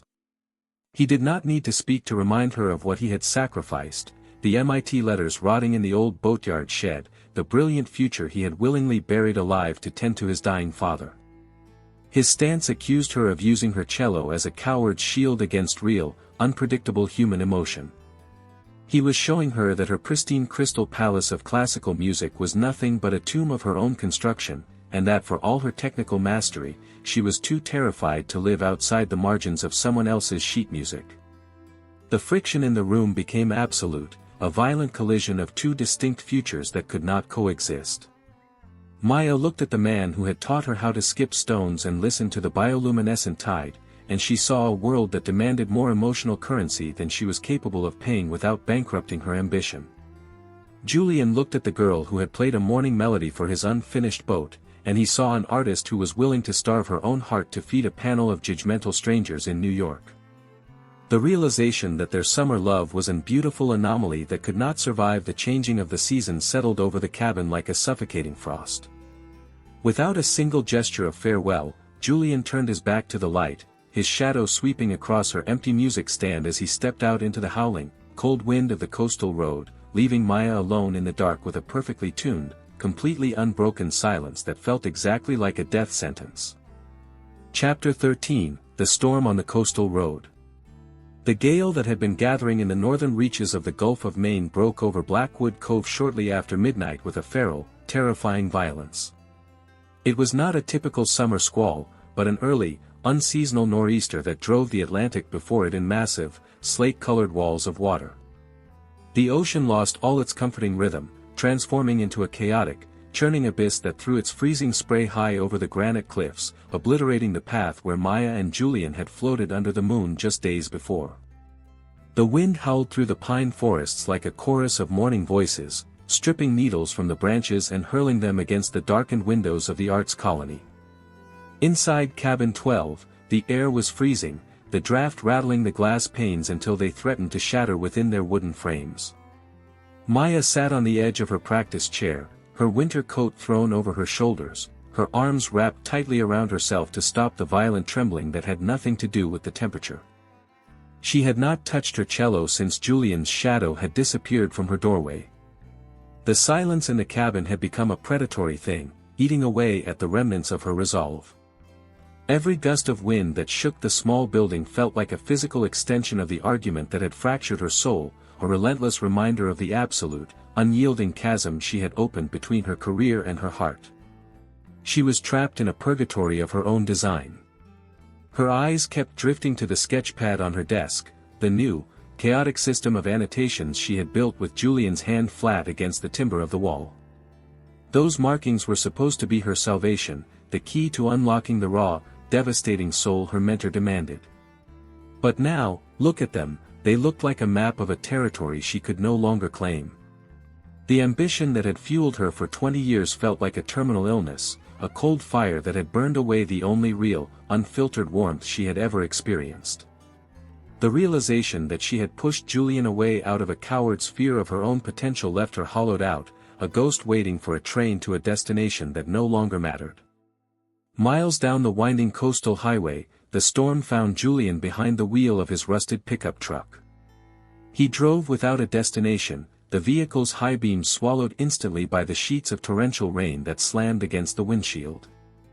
The world outside the cab was a black, watery void, a perfect reflection of the turbulent, furious chaos inside his own chest. His large hands gripped the steering wheel so tightly his knuckles were white, his jaw set in a hard, dangerous line that defied the violence of the weather. Maya's unspoken accusations, the cold, aristocratic judgment that had flashed in her dark eyes, pulsed through his veins like a poison. He had spent his entire life accepting his limitations, burying his own brilliant mind in a rotting boatyard to fulfill a duty of love, and to have that sacrifice weaponized against him by the person who had unlocked his heart was a betrayal he could not endure. The coastal road was a treacherous, narrow ribbon of asphalt that hugged the edge of the cliffs, entirely unprotected from the fury of the open sea. As the truck rumbled over the slick, waterlogged surface, a massive wave breached the sea wall, throwing a deluge of freezing brine and heavy stones directly across the road. The truck's tires lost their grip on the blacktop. In a fraction of a second, the heavy iron vehicle became a weightless, helpless leaf in the wind. The headlights spun wildly across the dark pines, then down toward the black, roaring mouth of the ocean below. Julian fought the steering wheel, his intuitive mechanical understanding of momentum and friction instantly calculating the inevitability of the crash. There was no panic, only a profound, sudden stillness within his chest as the truck hydroplaned off the edge, plunging into the dark, screaming void of the ravine. Back at the colony, the phone in the main administrative hall rang with a shrill, mechanical persistence that pierced through the roaring of the wind. Maya, who had wandered out into the hallway driven by an unbearable, precognitive dread, stood frozen as the night watchman answered the call.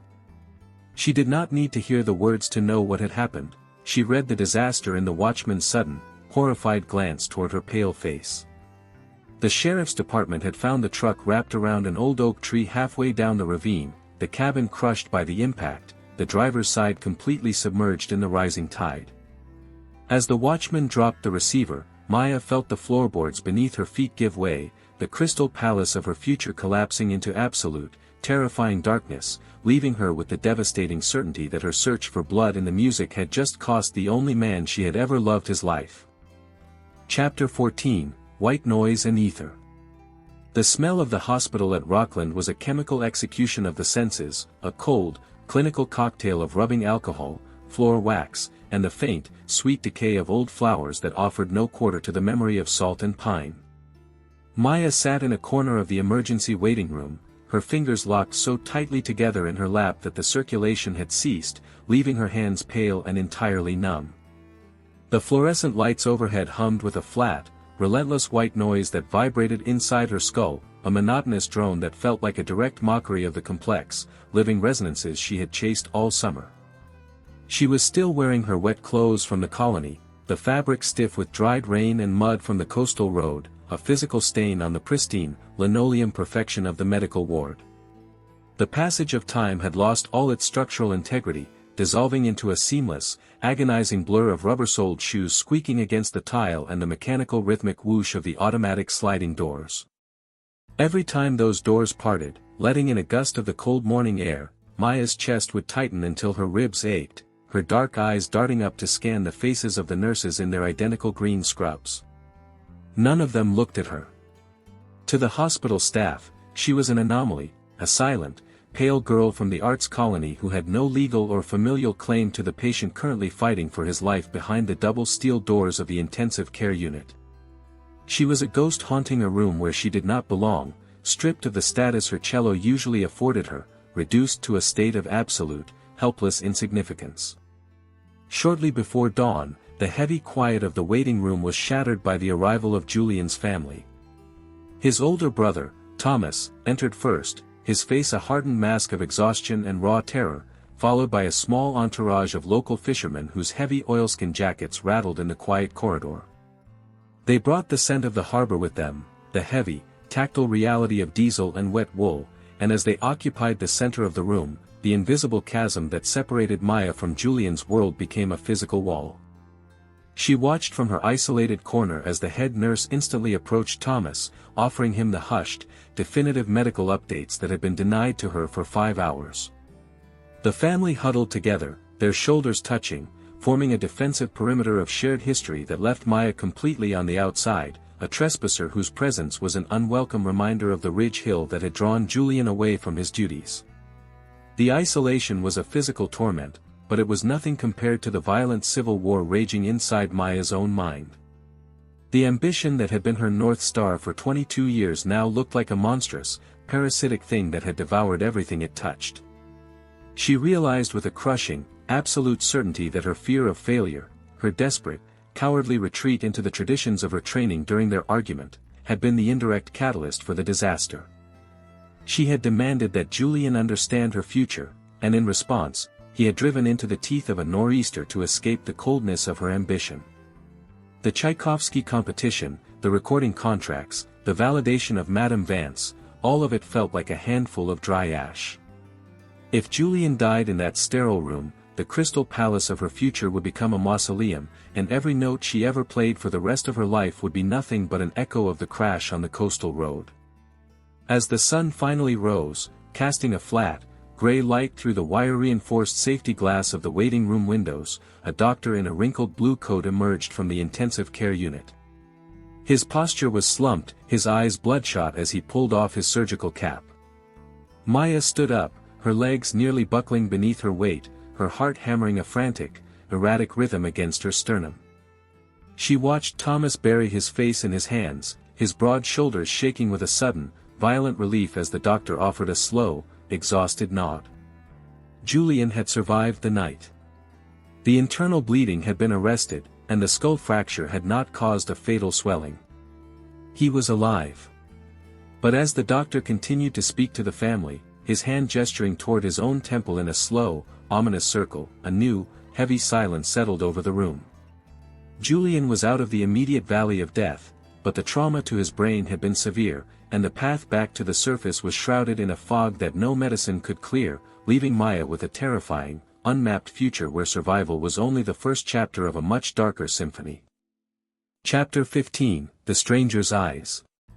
The afternoon sun pierced the plastic blinds of room 412, throwing harsh, horizontal bars of light across the pale green linoleum and the chrome railings of the hospital bed.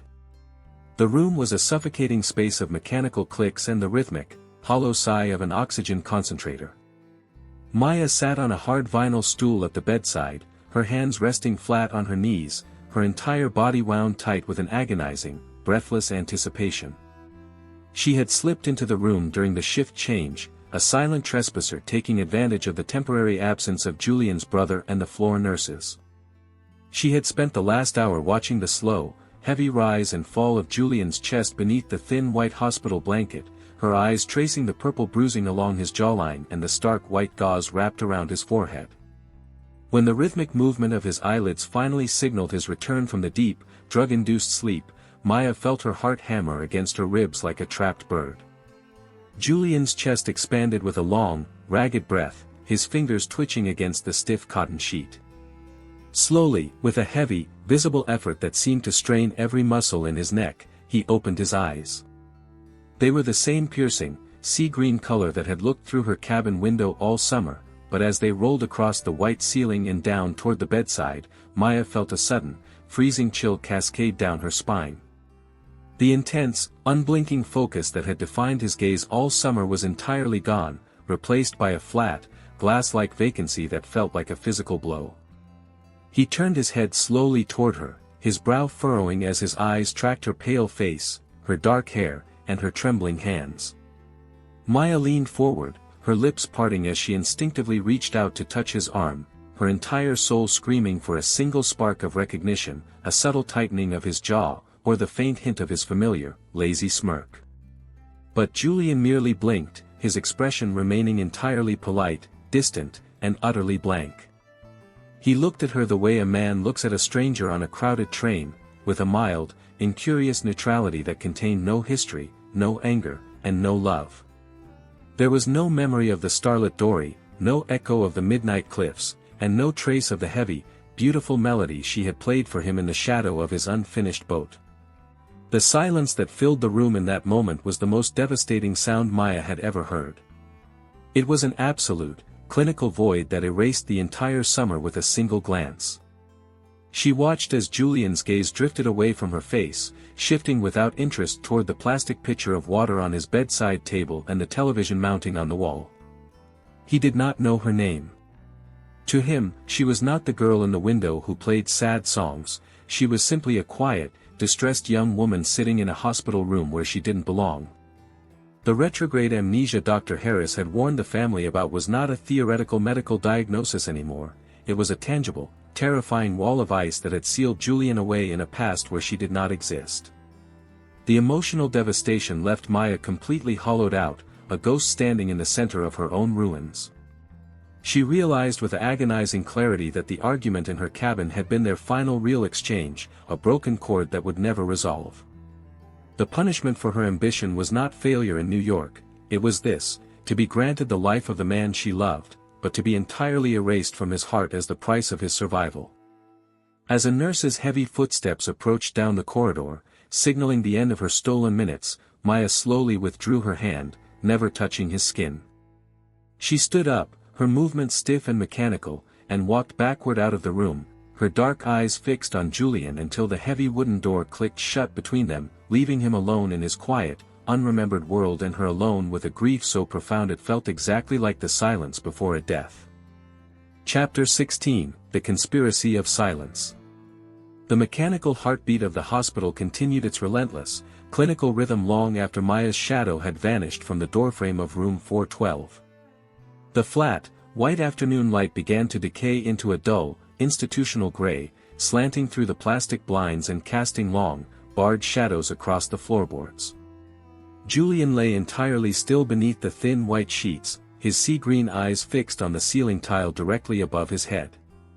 The vacancy that had frozen Maya's heart just hours before remained on his face like a mask, a calculated stillness designed to invite the neutrality of the nurses who entered to check his vitals.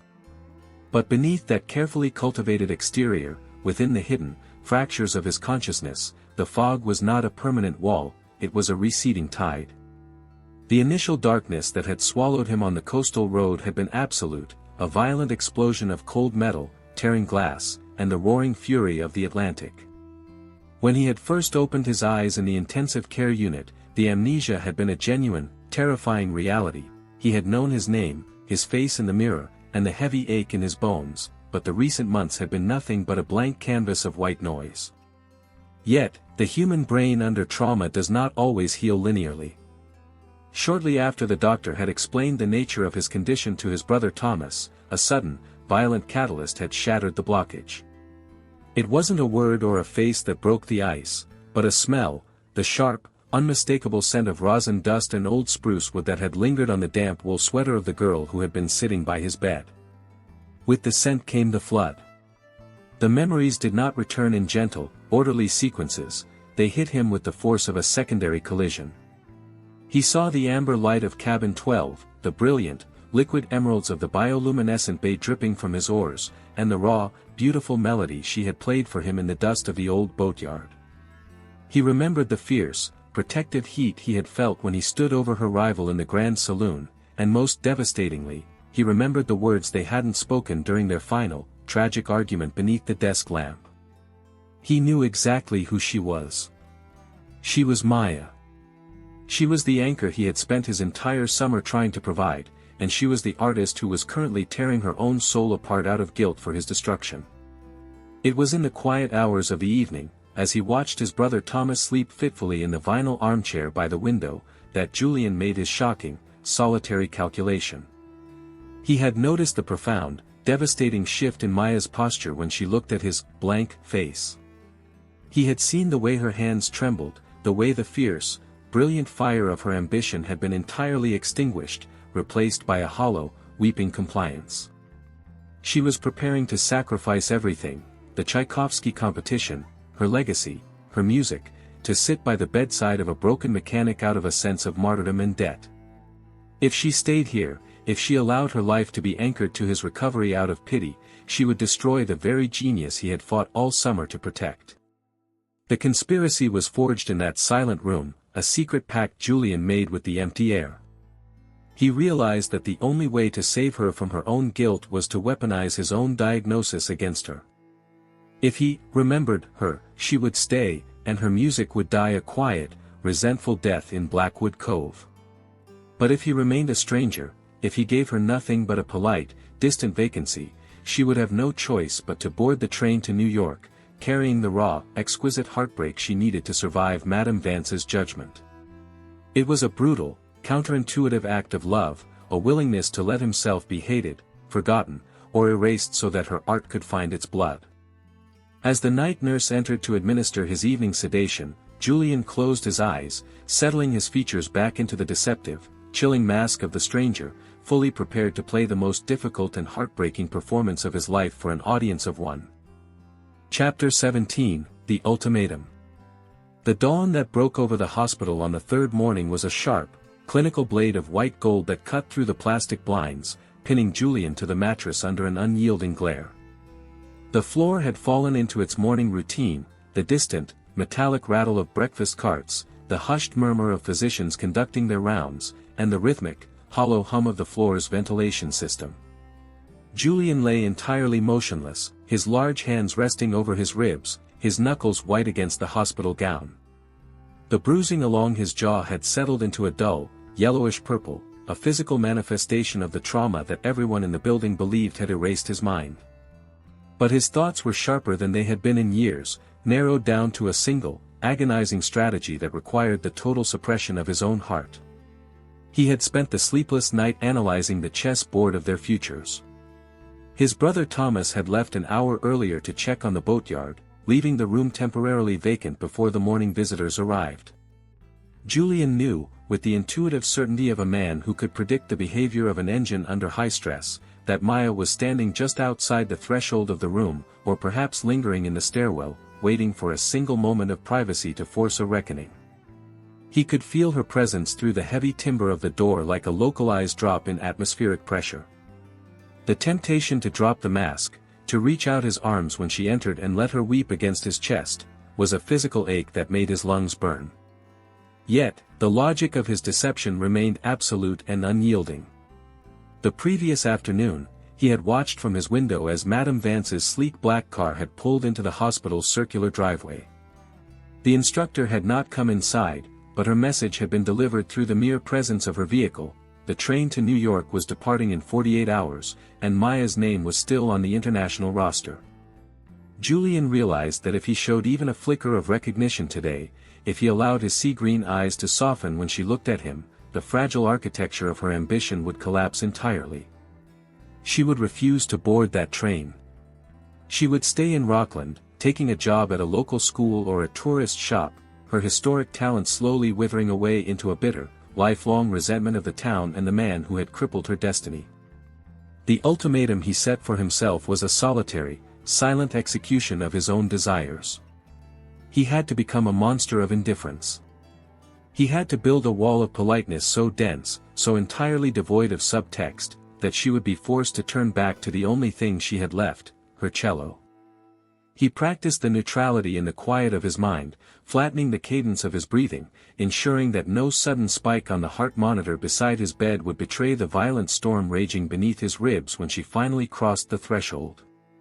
He had to treat the woman who had redefined his entire concept of beauty as though she were a charity volunteer delivering a magazine she didn't want. When the handle of the door finally clicked, turning slowly under the pressure of a hesitant, trembling hand, Julian felt a cold, leaden weight settle over his stomach. The door swung inward, and Maya stepped into the room, her silhouette illuminated by the harsh, horizontal bars of the morning sun. She looked smaller than she had at the colony, her dark hair pulled back into a hasty, loose knot, her skin so pale it appeared almost translucent in the clinical light. She was carrying nothing but her old digital practice recorder, her fingers clutching the plastic casing with a desperation that broke his heart. Julian did not flinch. He did not let his eyes widen, nor did he allow his jaw to tighten. As she approached the edge of the bed, her dark eyes wide with a frantic, searching hope that begged for a miracle, Julian slowly turned his head toward her, lifting his features into the empty, pleasant smile of an absolute stranger, sealing his own exile from her life to guarantee her freedom. Chapter 18, The Last Chord. The distance between the vinyl visitor's chair and the chrome edge of Julian's bed was less than 3 feet, yet to Maya, it felt like the vast, frozen expanse of the Atlantic that bordered the cliffs of Blackwood. The room was choked with the flat, mid-morning light of late August, a glare that exposed every imperfection in the pale green walls and every line of exhaustion etched into her own face. She sat with her knees pressed together, her hands folded over the small black digital recorder in her lap. The device felt heavy, a small plastic anchor holding the weight of a summer that was rapidly dissolving into myth. Julian remained propped against the pillows, his posture relaxed but entirely formal, his sea-green eyes watching her with the polite, empty curiosity one might afford a passing shadow. The silence between them was an active, suffocating entity. Maya looked at his large, capable hands, the hands that had held a chisel with absolute authority, that had guided a dory through the bioluminescent tide, and that had traced the grain of her cello with an intuitive reverence, and she felt a sob catch in the back of her throat, thick and suffocating. She could not accept this clinical deletion. Her hyper-disciplined mind, trained to find patterns in the most complex avant-garde compositions, refused to believe that an entire soul could be wiped clean by a slick patch of asphalt and a nor'easter. She needed to find the hidden frequency, the one specific resonance that the trauma had buried beneath the ice. Slowly, her movements deliberate and agonizingly tense, she lifted the digital recorder.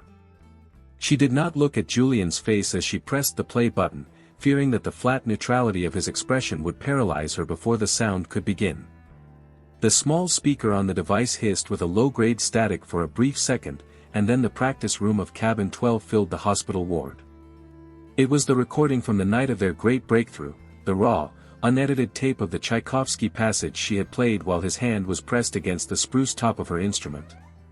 The music did not enter the room gently, it tore through the sterile atmosphere with a fierce, wounded majesty.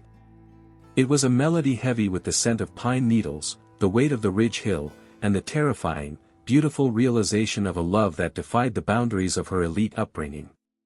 It was the sound of her own blood hitting the strings, the very essence of what he had unlocked within her. Julian did not move a muscle. Beneath the thin cotton blanket, every nerve in his body screamed with a violent, electric agony as the music washed over him. The melody was a direct assault on his defenses, a perfect acoustic key sliding into the lock of his hidden memories. He remembered the exact vibration of that spruce wood against his palm, he remembered the way the moonlight had caught the tears on her eyelashes as she played that final, devastating cadence. The desire to break, to let out a ragged breath and call her name, was a physical pressure that filled his mouth with the taste of copper. His heart rate monitor beside the bed began to accelerate, its mechanical beep shifting from a slow drone to a frantic, erratic rhythm that threatened to betray him. Maya heard the shift in the machine. Her eyes flew to his face, her heart leaping into her throat as she searched for the crack in the ice. She saw a single, minute bead of sweat form at his temple, she saw the slight, almost imperceptible twitch of his right index finger against the bedsheet, moving in perfect synchronization with the triplets of the cello phrasing. She leaned forward, the recorder trembling in her hand, her entire existence narrowed down to this single, breathless millimeter of hope. She was offering him his own soul back, wrapped in the music they had made together. But Julian possessed a terrifying, stubborn resilience born of a lifetime of self-sacrifice. With a supreme, agonizing effort of will that felt like tearing his own muscles from the bone, he forced his features to remain absolutely blank. He stared directly through the music, his eyes fixed on a scratch in the opposite wall, refusing to let his gaze meet hers. He consciously slowed his breathing, forcing his mind to focus on the cold, mathematical layout of a boat engine until the heart monitor began to settle, its frantic beeping dropping back into a dull, regular cadence. When the recording finally clicked off, leaving the room in a ringing, heavy vacuum, Julian turned his head back to Maya. He gave her a mild, slightly confused nod of appreciation, the polite, distant gesture of a man who had just listened to a pleasant radio program played by a well-meaning stranger. The mask had held. The realization hit Maya with the force of a physical execution. The final chord had been played, and it had resolved into nothing but silence. The miracle was not coming. She slowly lowered the recorder, the plastic cold against her dead fingers. The absolute, unyielding neutrality in his green eyes told her everything she needed to know. Julian was gone, and the town of Blackwood Cove had closed its doors to her forever. There was nothing left for her here but a monument to her own guilt. As she stood up, her limbs heavy and mechanical, she realized that the ultimatum had been delivered not by words, but by the absence of them. She turned her back on the bed, her shadow lengthening across the linoleum as she walked toward the door, fully aware that she was leaving her heart behind in that sterile room, and that the train to New York was the only destination left in a world that had suddenly become entirely devoid of music. Chapter 19, The Stage of Slate and Silver. The autumn came to Manhattan not with the romantic, slow-burning decay of the Maine wilderness, but as a sharp, financial recalculation of the light. By late September, the golden humidity of summer had been scrubbed from the avenues, replaced by a cold, gray clarity that bounced off the steel and plate glass towers of Lincoln Center. Inside the backstage holding rooms of Avery Fisher Hall, the air was climate-controlled to a precise, unyielding 68 degrees, a sterile atmosphere designed to preserve the delicate tension of gut strings and the varnish of multi-million-dollar instruments. Maya stood by the high, narrow window of dressing room 4, her forehead pressed against the cool pane, watching the tiny, ant-like figures of patrons crossing the plaza below. They were wrapped in dark wool coats, their faces obscured by the shadows of the concrete overhangs, a vast, anonymous collective that had paid hundreds of dollars to witness the final rounds of the international selection. The world she had returned to was exactly as she had left it, pristine, highly leveraged, and entirely devoid of mercy. For 3 weeks, her life had been reduced to a strict, mechanical itinerary of 5-hour practice blocks, masterclass evaluations under Madame Vance's hawkish gaze, and the silent, heavy pressure of her mother's expectant text messages. Yet, everything was fundamentally altered. The pristine crystal palace of her career, which had once felt like the only architecture that mattered, now looked like a beautifully appointed cage. The other competitors in the corridor moved with a frantic, self-absorbed intensity, adjusting their bow hairs and humming passages under their breath, but Maya felt entirely disconnected from their panic. She was a ghost participating in a ritual she no longer believed in, her movements guided by 20 years of muscle memory rather than any living ambition. The cello sat in its open velvet case behind her, leaning against the vanity mirror like a patient waiting for an execution. It was the same instrument that had traveled to Blackwood Cove, its spruce top now bearing the faint, dark line of the sealed fracture Julian's hands had helped to secure before the nor'easter. The repair was structurally perfect, a masterpiece of specialized luthier work that Maya had paid thousands of dollars to finalize in New York, but to her eyes, the scar remained entirely visible. It was a physical manifestation of a summer that had been violently amputated from her life. Every time she lifted the instrument, her thumb would brush against the slight variation in the wood's texture, and for a fraction of a second, the sterile air of Manhattan would be replaced by the heavy, suffocating scent of rosin dust, wet canvas, and salt-laden wind. When the stage manager's heavy, gloved hand knocked twice on her door, the universal, nonverbal signal that her slot had arrived, Maya did not flinch. She picked up her bow, her fingers wrapping around the ebony frog with a cold, detached efficiency that surprised her. She lifted the heavy instrument by its neck, her body adjusting to its weight with an automatic grace that had nothing to do with joy. As she walked down the long, carpeted corridor toward the backstage wings, the sounds of the city died away, replaced by the deep, resonant echo of the auditorium beyond the heavy soundproof curtains. Madame Vance was waiting in the shadows of the wings, her arms crossed over her silk blouse, her sharp eyes scanning Maya's face for any sign of the fragile, romantic weakness she had condemned in Maine. Maya did not look at her.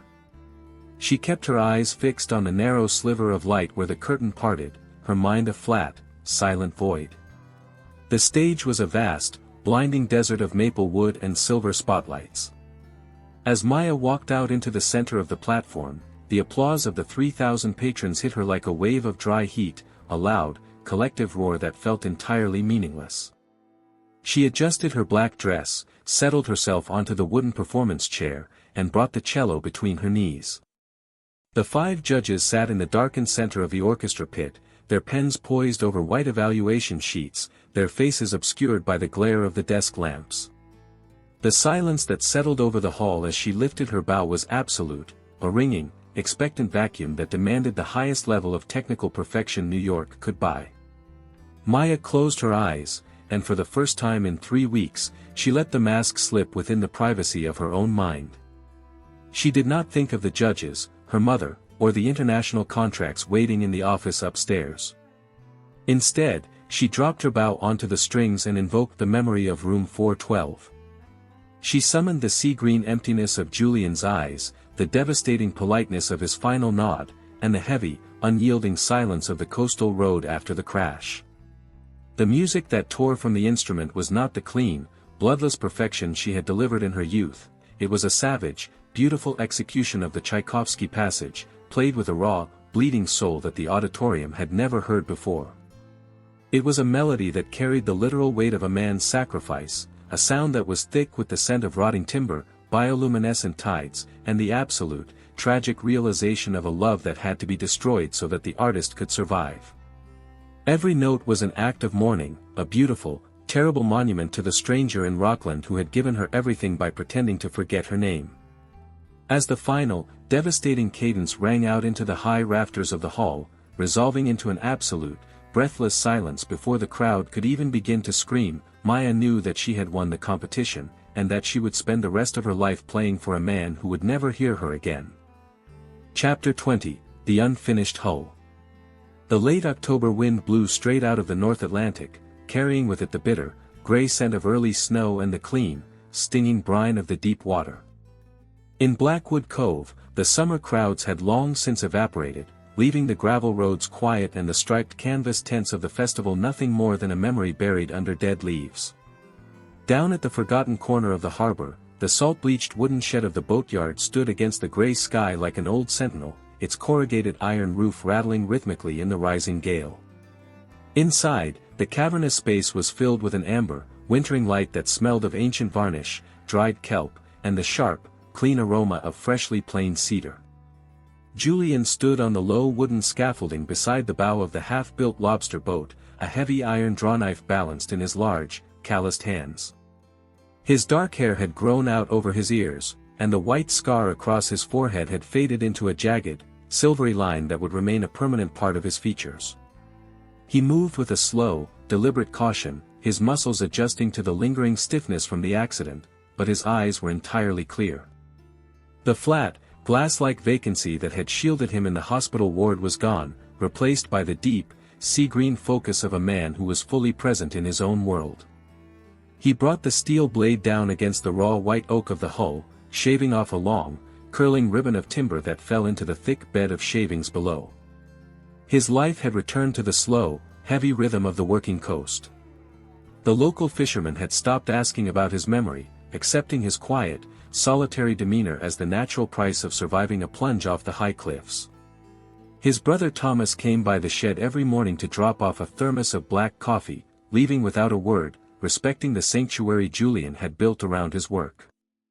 The technical drawings and yellowed blueprints from MIT remained flat on the wooden workbench, their edges weighted down by old iron bolts. Julian had not thrown them away. He looked at them occasionally during the evening lull, no longer with the burning, bitter regret of a man who had been cheated of his future, but with the quiet reverence one might show to a path that was simply never meant to be taken. He stopped his blade, leaning his broad shoulder against the cedar planks of the hull, letting his hand rest flat against the raw wood. The timber was cool, but beneath his palm, he could almost feel the phantom vibration of a low, morning melody that had once filled the hollow space of the ship. He reached into his pocket and pulled out the small, smooth piece of green sea glass he had retrieved from his hospital bedside table after his release. He turned it over in his hand, feeling the frosted, textured surface that had been shaped entirely by the violence of the waves.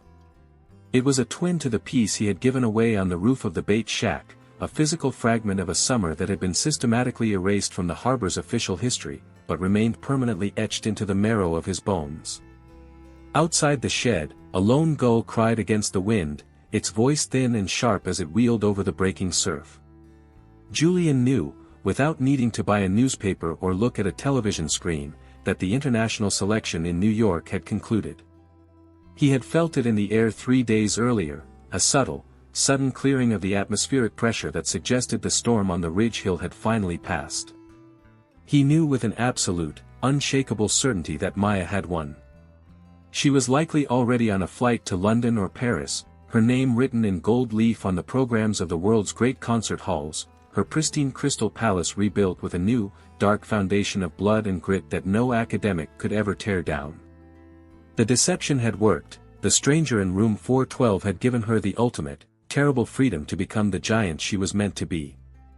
The sun began to dip below the western pine line, throwing long, slate-colored shadows across the floorboards of the shed and plunging the half-built boat into an elegant, dark relief. Julian pocketed the sea glass, picked up his drawknife, and returned to the wood. He did not look toward the window, nor did he check the gravel road for the sound of an approaching car or the heavy case of a cello. He had built this vessel to withstand the highest seas and the most brutal nor'easters the Atlantic could muster, and he would finish it alone, stroke by stroke, in the quiet sanctuary of the harbor. The music was gone from Blackwood Cove, but as the steel bit into the cedar, producing a clean, rhythmic hiss that blended seamlessly with the roaring of the distant tide, Julian smiled a faint, hidden smile in the gathering dark, fully aware that somewhere across the ocean, in a room filled with thousands of cheering strangers, she was still playing for him, and that their broken chord had finally found its resolution in the beautiful, silent architecture of the things that survived the sea.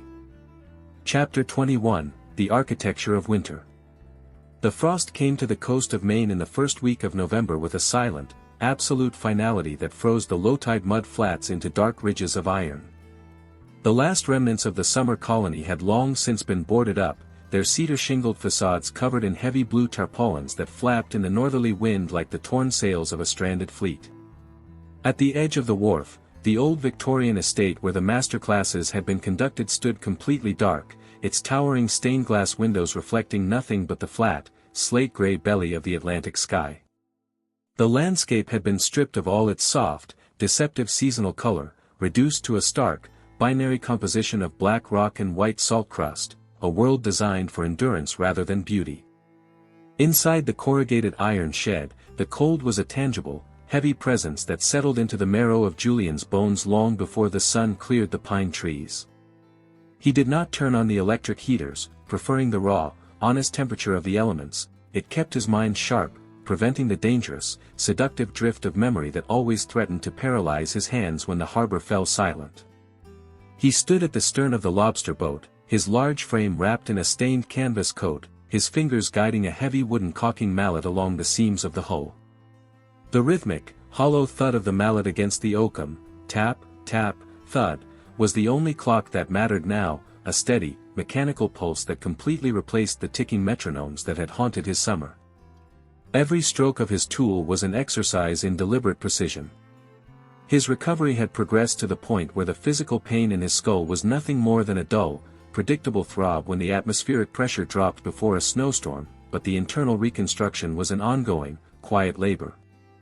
He had begun to see his survival not as a miracle, but as a clean slate. The technical drawings for the radical hull modifications remained pinned to the workbench, their lines slightly blurred by the moisture in the air, but Julian no longer looked at them as a map of what might have been. He was building this specific boat according to the ancient, unwritten rules of the cove, thick frames, deep draft, and an uncompromising stability designed to look a winter gale in the teeth and refuse to yield.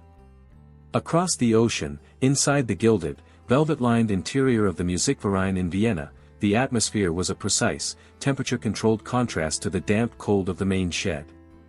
Maya stood in the center of the tuning room, the ancient parquet floorboards beneath her high heels vibrating with the distant, low-frequency rumble of the assembling orchestra.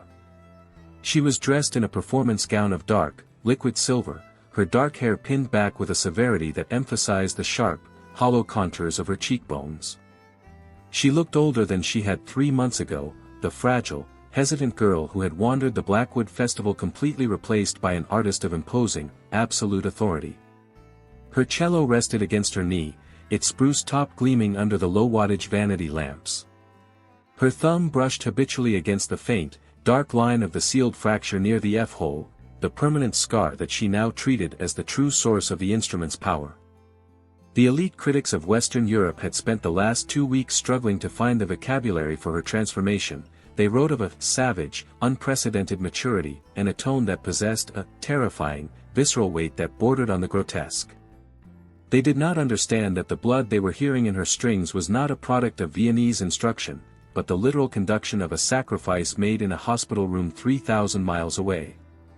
She was no longer playing to satisfy a panel of judges or to fulfill her family's historic ambition, she was constructing a sonic monument to a stranger who had chosen to forget her so that she could live. The separation between their two worlds was absolute, yet as the late afternoon darkness swallowed the harbor shed and the house lights began to dim in the Viennese hall, the invisible alignment of their lives reasserted itself through the physics of their labor. Julian laid down his mallet, his large hand smoothing over the caulked seam of the boat, feeling the perfect, watertight seal he had achieved through hours of manual friction. At that exact microsecond, across the Atlantic, Maya stepped out onto the brilliantly illuminated stage, the roar of the Austrian audience hitting her like a wave of dry heat. She did not look at the faces and the tears, she fixed her eyes on the dark emptiness at the back of the hall, brought her bow down against the C-string with a fierce, unchoreographed desperation, and allowed the cold, beautiful architecture of her winter to finally begin its long resolution. Chapter 22, The Deep Freeze. By the middle of January, the Atlantic had lost all semblance of fluid grace, turning into a thick, sludgy gray soup that groaned as it pushed against the pylons of the Blackwood piers. A brutal, record-breaking deep freeze had descended upon the coast, locking the outer islands in a ring of pack ice and sealing the inner cove under a solid, 4-inch sheet of white crust. The wind was no longer a temporary visitor from the north, it had become a permanent, howling tenant of the landscape, driving the temperature so far below zero that the air itself felt brittle, sharp enough to scrape the lungs of anyone foolish enough to venture outside without a scarf. The small coastal village had completely retreated indoors, its chimneys belching thick, column-like plugs of wood smoke into a sky so clear and pale blue it looked like frozen glass. Inside the boatyard shed, the corrugated iron walls hummed with the vibration of the gale, the metal contracting under the intense cold with sudden, rifle-like cracks that echoed through the dark rafters. Julian stood at his workbench, his breath pluming in thick, rhythmic clouds that briefly obscured the technical drawings before him. He wore 3 layers of heavy wool beneath his oil-stained canvas overalls, his large hands encased in thick leather work gloves that had been split at the fingertips to allow him the delicate tactile precision his work now required. He was fitting the custom-molded bronze shaft log, the critical mechanical component through which the propeller shaft would pass from the interior engine bed out into the open sea. It was a task that demanded a tolerance of less than a 1/16 of an inch. A single misalignment would cause a fatal vibration that could tear the wooden hull apart under the high torque of a winter sea. He worked with a slow, almost meditative deliberate speed, using a small hand rasp to shave away micro-layers of the white oak backing block. The physical exertion was the only heat he possessed, the muscles in his broad shoulders burning as he forced the steel file against the frozen grain of the timber. His memory no longer arrived in the violent, terrifying flashes that had disrupted his mind in the immediate weeks after the crash. The timeline of his summer had settled into a permanent, internal gallery of static images. He could see the pale cream of her cardigan against the dark green pine needles, the way the moonlight had turned the salt spray on her skin into diamonds, and the exact, fluid trajectory of her arm when she drew the bow across the strings. He remembered it all with a clarity that was entirely free of malice or regret. The silence he had chosen to maintain was no longer a desperate tactic, it had become his own personal architecture, a quiet, unyielding commitment to her greatness that kept him warm in the middle of a Maine winter. 5,000 miles to the east, inside the limestone and marble labyrinth of the Mariinsky Theater in St. Petersburg, Maya faced a cold that was entirely different in its design. The Russian winter had covered the city's canals in a massive, snow-choked ice sheet, and the air inside the backstage dressing rooms carried the heavy, historic scent of damp masonry, burning birch logs, and the bitter almond powder used by the ballet company. Maya stood before a towering, gold-leaf mirror, her silver performance dress catching the harsh, blue glare of the vanity lights. She was preparing for her final concert of the winter tour, a performance of the Shostakovich Cello Concerto No. 1, a piece written with a relentless, percussive brutality that demanded an absolute, unhuman emotional stamina. Her cello sat between her knees, its dark spruce top absorbing the heat of her bare hands. As she tuned the heavy C string, her fingers moving across the ebony pegs with an unblinking certainty, she could hear the muffled, collective roar of the Russian audience through the thick velvet curtains of the main hall. They had come to see the American prodigy who had broken the traditional paradigms of the Tchaikovsky roster, the artist whose style was described by local critics as a monolithic, unyielding force of nature. Maya did not feel the pressure of their expectations. The internal panic that had once driven her to memorize sheet music down to the millimeter had been entirely burned out of her system by the fire of the coastal road. She had reached a state of artistic isolation so absolute that the stage was no longer a place of judgment, it was simply a vacuum where she could recreate the truth of what she had lost. The parallel alignment of their separate labors reached its absolute culmination as the theater lights began to drop. In the frozen darkness of the blackwood shed, Julian finally slid the heavy bronze shaft log into the oak frame, the metal fitting into the wood with a perfect, hollow thwack that signaled an absolute, airtight seal. At that exact instant, across the globe, Maya stepped out onto the vast, brilliant expanse of the Mariinsky stage, the blinding white spotlights pinning her to the center of the platform. She sat down, brought the cello to her chest, and without waiting for the conductor's baton to clear the air, she struck the opening four-note motif with a savage, bleeding intensity that tore through the historic hall like a nor'easter. She was no longer playing music, she was carving her own life into the air, proving that while the ice of their world had separated their bodies forever, the raw, unyielding grit they had forged together in the dirt of the harbor would continue to ring out until the deep freeze finally broke. Chapter 23, The Pale Line of Thaw. The first sign of the changing season came to Blackwood Cove not with a dramatic burst of warmth, but as a subtle, structural shift in the quality of the light. By the late days of March, the pale, glass-like blue of the winter sky had dissolved into a heavy, milk-colored haze that hung low over the outer islands, softening the sharp, icy edges of the granite cliffs. The massive pack ice that had locked the harbor in a frozen vice for 3 months began to groan under its own weight, its dense white crust fracturing with long, deep-frequency reports that sounded like distant artillery fire across the open water. A wet, salt-laden wind blew in from the south, carrying the heavy scent of thawing mud, decaying kelp, and the cold, mineral breath of the open Atlantic as it slowly reasserted its dominion over the shoreline. Inside the boatyard shed, the air was still bitterly cold, but the ice that had coated the iron rafters all winter had begun to weep, dropping slow, rhythmic beads of water into the sawdust-strewn floorboards below. Julian stood on the high scaffolding beside the stern of the lobster boat, his large frame silhouetted against the wide, open doors of the bay. He had shed his heavy winter layers, working now in a single grease-stained chambray shirt with the sleeves rolled up to his elbows, revealing the powerful, scar-crossed muscles of his forearms. He was applying the first coat of marine varnish to the raw cedar planks of the hull, his movements slow, deliberate, and perfectly synchronized with the long, sweeping inhalation and exhalation of the tide outside. The varnish was a thick, amber liquid that smelled intensely of pine resin, mineral spirits, and high-grade oil.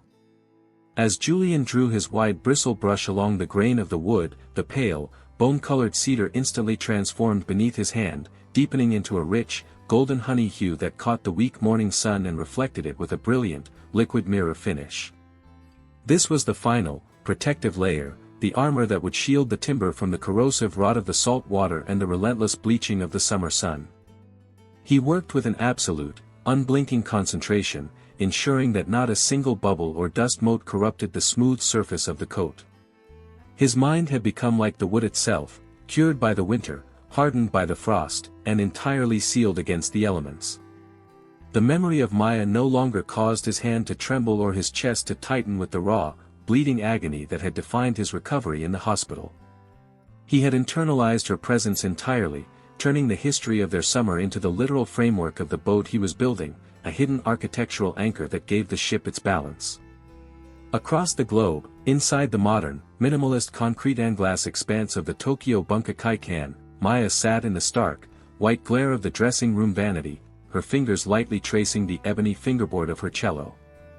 The Japanese spring had arrived with a delicate, pale pink explosion of cherry blossoms along the moats of the imperial palace, but inside the concert hall, the atmosphere remained completely insulated from the seasonal celebration. Maya was dressed in a performance gown of textured black silk that looked like cooling volcanic rock, her dark hair pulled back into a flawless, unyielding knot at the nape of her neck. She was checking the tension of her strings for her final appearance of the Asian tour, a performance of the Bach cello suites that would be broadcast live to millions of listeners across the continent. The instrument sat between her knees like a living thing, its dark spruce top radiating the heat of her body. As her thumb brushed past the sealed hairline fracture near the lower F-hole, she closed her eyes, letting the ambient noise of the backstage corridor, the hushed whispers of the stage managers, the distant tuning of a grand piano, fade into an absolute, ringing silence. She had achieved the highest peak of international acclaim her mother and Madame Vance had ever dreamed of, her tour described by local journals as a masterclass in tragic minimalism, an artistic phenomenon where every note felt as though it had been carved from solid granite. Yet, she felt no sense of triumph or personal vanity. She knew that the extraordinary, visceral power of her music was a borrowed currency, a beautiful, devastating dividend paid from a debt she could never settle in person. The invisible, parallel resonance that bound their lives together reached its final, seasonal alignment as the stage doors opened. In the quiet gloom of the Blackwood shed, Julian brought his brush down for the final stroke along the keel, completing the first full coat of varnish and turning the entire wooden vessel into a gleaming, golden monument that stood ready for the sea. At that exact microsecond, 3,000 miles away, Maya stepped out into the brilliant, blinding wash of the Tokyo spotlights, the collective breath of 5,000 patrons catching in their throats as she took her place at the center of the platform. She settled the cello against her chest, lifted her bow into the white light, and without a single moment of hesitation, she struck the low, resonant G major chord of the first suite. The sound did not merely enter the hall, it tore through the modern architecture with a raw, salt-laced authority that carried the literal weight of the Maine coastline, proving to the silent world that while the thaw had opened the harbors and set the fleets free, the beautiful, unbroken chord they had forged in the dirt would continue to ring out across the water, unyielding and eternal, until the sea finally claimed them both. Chapter 24, The Launching of the Hull.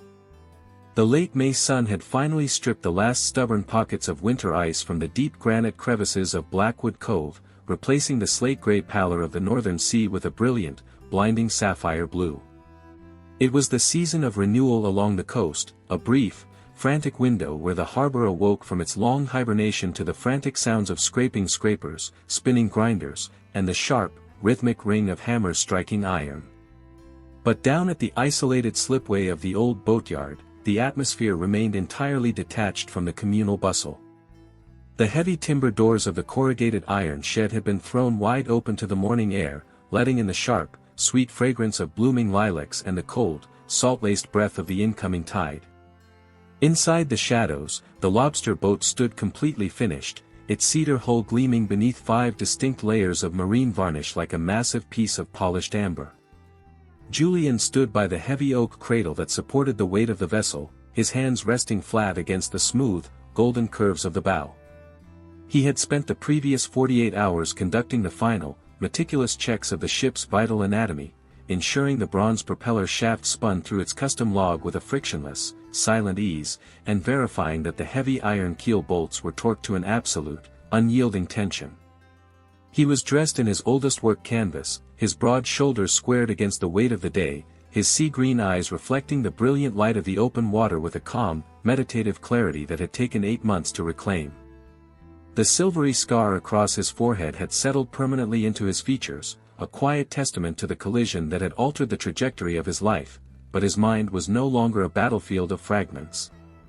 He had built this vessel with the deliberate, mathematical certainty of a man who knew exactly what it took to survive a winter gale, and today, the labor was finally over. The logistics of the launch required no public celebration, no speeches, and no traditional smashing of champagne against the stem. Julian had intentionally chosen the highest spring tide of the month, a massive, silent swelling of the Atlantic that crept up the gravel slipway shortly before noon, burying the seaweed-covered rocks under 6 feet of clear, green water.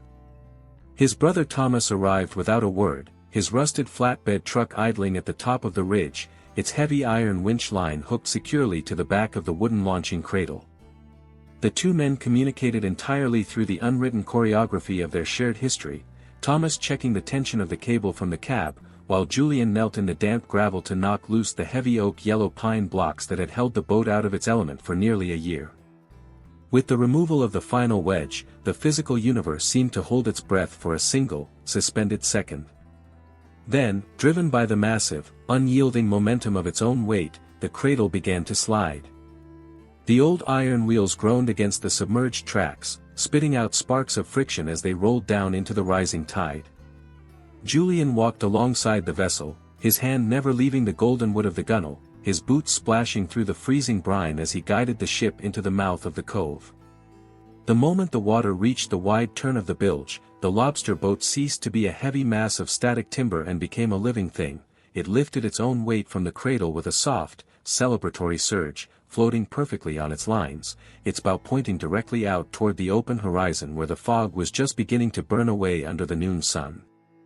3,000 miles to the west, inside the modern, concrete and steel acoustic sanctuary of the Seattle Symphony Hall, Maya sat in the absolute stillness of her backstage dressing room, her arms wrapped tightly around the ribs of her cello.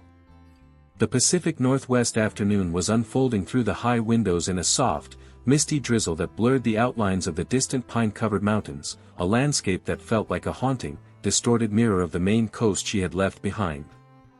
She was preparing for the final concert of her international tour, a performance that would mark her return to American soil after a grueling, triumphant year spent conquering the historic stages of Europe and Asia. The critics had already written her legacy, labeling her the most devastating and unyielding talent of her generation, an artist who had somehow found a way to bridge the gap between classical discipline and raw, primal human emotion. She did not read their reviews. Her gaze was fixed entirely on the small piece of frosted green sea glass that sat on the velvet lining of her cello case, its rough edges catching the pale light of the window. As she lifted her instrument, balancing its weight between her knees, her thumb slid down the spruce top to rest on the sealed hairline fracture near the lower F-hole. At that exact microsecond, across the continent, Julian pressed his hand against the rumbling iron engine box of his newly floated boat, throwing the transmission into gear and letting the deep, rhythmic pulse of the diesel engine vibrate through the timber of the hull. The parallel alignment of their separate destinies reached its final, heartbreaking peak. They were both releasing their creations into the wild, open currents of the world, fully aware that the distance between them would never narrow, but choosing, in the quiet sanctuary of their respective labors, to let the beautiful, unbroken chord they had forged in the dirt continue to echo across the water, a permanent monument to a love that had to be forgotten so that it could never die. Chapter 25, The Resonating Deep. The early October twilight settled over Blackwood Cove like a heavy, indigo velvet shroud, softening the sharp granite contours of the northern headlands and plunging the outer reaches of the bay into a deep, meditative shadow. A year had passed since the nor'easter had rewritten the topography of the coastal road, and the village had long since returned to its historic, cyclical rhythms. The air was crisp, carrying the unmistakable, sharp scent of wood smoke, damp earth, and the mineral tang of the approaching winter sea. Down at the old boatyard slipway, the water was a flat, flawless mirror of the sky, completely undisturbed by the shifting winds that hummed through the high pine forest. The finished lobster boat lay at its permanent mooring buoy 50 yards from the shore, its amber-varnished hull catching the final, dying rays of the sun and casting a long, golden reflection across the dark surface of the brine. Julian sat on the low wooden bench of the wharf, his large frame wrapped in his familiar, oil-stained canvas coat, his long legs dangling over the edge of the timber deck. He had spent the afternoon clearing the remaining cedar shavings from the floor of the empty shed, locking the heavy iron doors for the season, and storing his hand tools in their oiled leather wraps. His work was done. The boat had proven its stability during the late summer trials, navigating the treacherous crosscurrents of the outer channels with an easy, buoyant grace that had won the silent approval of the local captains. The silvery line of the scar across his forehead was dark against his weather-beaten skin, no longer a mark of trauma but an integrated detail of his features, a boundary stone marking the place where his old life had ended and his quiet, deliberate future had begun. He reached into his pocket and pulled out the small piece of frosted green sea glass, his calloused thumb tracing its rough, wave-worn contours in the gathering dark. He did not look toward the ridge hill or the empty cabin where the music had once lived. He looked down into the clear water beneath the wharf, watching the small, silver schools of minnows dart between the kelp fronds. He had kept his silent pact with absolute, unyielding fidelity. He had never sent a letter, never made a call, and never allowed his eyes to linger on the newspaper clippings his brother Thomas occasionally left on the kitchen table. He had become the stranger she needed him to be, an anchor of dirt and iron buried so deep in the coastal mud that no ghost of her ambition could ever drag it to the surface. It was a brutal, perfect act of devotion, a willingness to remain forgotten so that her name could be carved into the marble architecture of the world.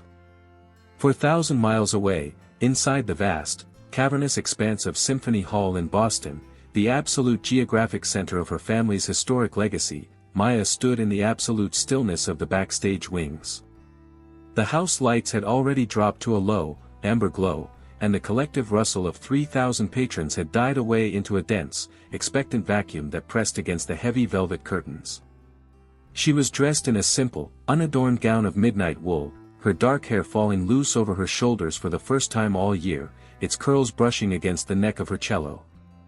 She was completely alone in the shadows, her mother and Madame Vance relegated to the front rows of the orchestra tier, their long-standing expectations no longer possessing any power to dictate the configuration of her soul. Her hands were warm as she lifted the instrument, her left fingers settling into their familiar positions on the ebony fingerboard. Her thumb rested directly over the sealed hairline fracture near the lower F-hole, feeling the tiny, raised seam of the wood under her skin. It was the only part of her summer she had allowed herself to keep. As the stage manager signaled for her entry, Maya did not feel the paralyzing terror that had defined her youth. She felt an immense, liquid stillness that was identical to the depth of the ocean under the Blackwood cliffs. She had completed her journey around the globe, her style now recognized by the international community as an unprecedented, raw force that had permanently altered the classical paradigm, but this final performance was not about legacy or triumph. It was the final, necessary movement of a symphony that had begun in a dusty harbor shed. The parallel resonance that had guided their lives through the long winter reached its absolute, eternal resolution as her boots struck the polished maple boards of the stage. The applause that greeted her was a massive, deafening roar, but to Maya, it was nothing more than the sound of the distant surf breaking against the sea wall. She took her seat at the center of the platform, brought the cello against her chest, and looked out into the dark, collective void of the auditorium. She did not look at the judge's box or the critic's gallery. She closed her eyes and conjured the image of the amber-varnished hull floating on the quiet water of the cove, and the sight of a man with sea-green eyes standing on a timber wharf with his sleeves rolled up to his elbows. The music that tore from the strings as she drew her bow across the C-string was the purest statement of truth she had ever delivered. It was a melody that carried the literal weight of the entire coastline, the clean scent of the pines, the cold grit of the boatyard dust, and the devastating, beautiful majesty of a love that had chosen to break its own heart so that the artist could survive. Every note was an act of absolute communion, a long-distance conduction of energy that traveled through the bedrock of the continent, bypassing the miles and the years to find the one person who understood the blood behind the discipline. In the quiet dark of the Blackwood wharf, Julian felt the air shift, a subtle, low-frequency vibration humming through the cedar planks of the dock and the iron of his coat buttons, a phantom cadence that matched the exact rhythm of his own breathing. He looked out toward the open horizon, where the first stars were beginning to pierce the indigo sky, and let out a long, slow breath into the evening chill. The chord had finally resolved. They were divided by an ocean of silence and a permanent deception, but as the final, majestic phrase echoed out into the high rafters of the Boston Hall, settling into an absolute, breathless eternity before the crowd could even begin to stand, the music proved that what they had built in the dirt of the harbor would remain forever watertight, unyielding, and completely unbroken until the sea finally claimed them both.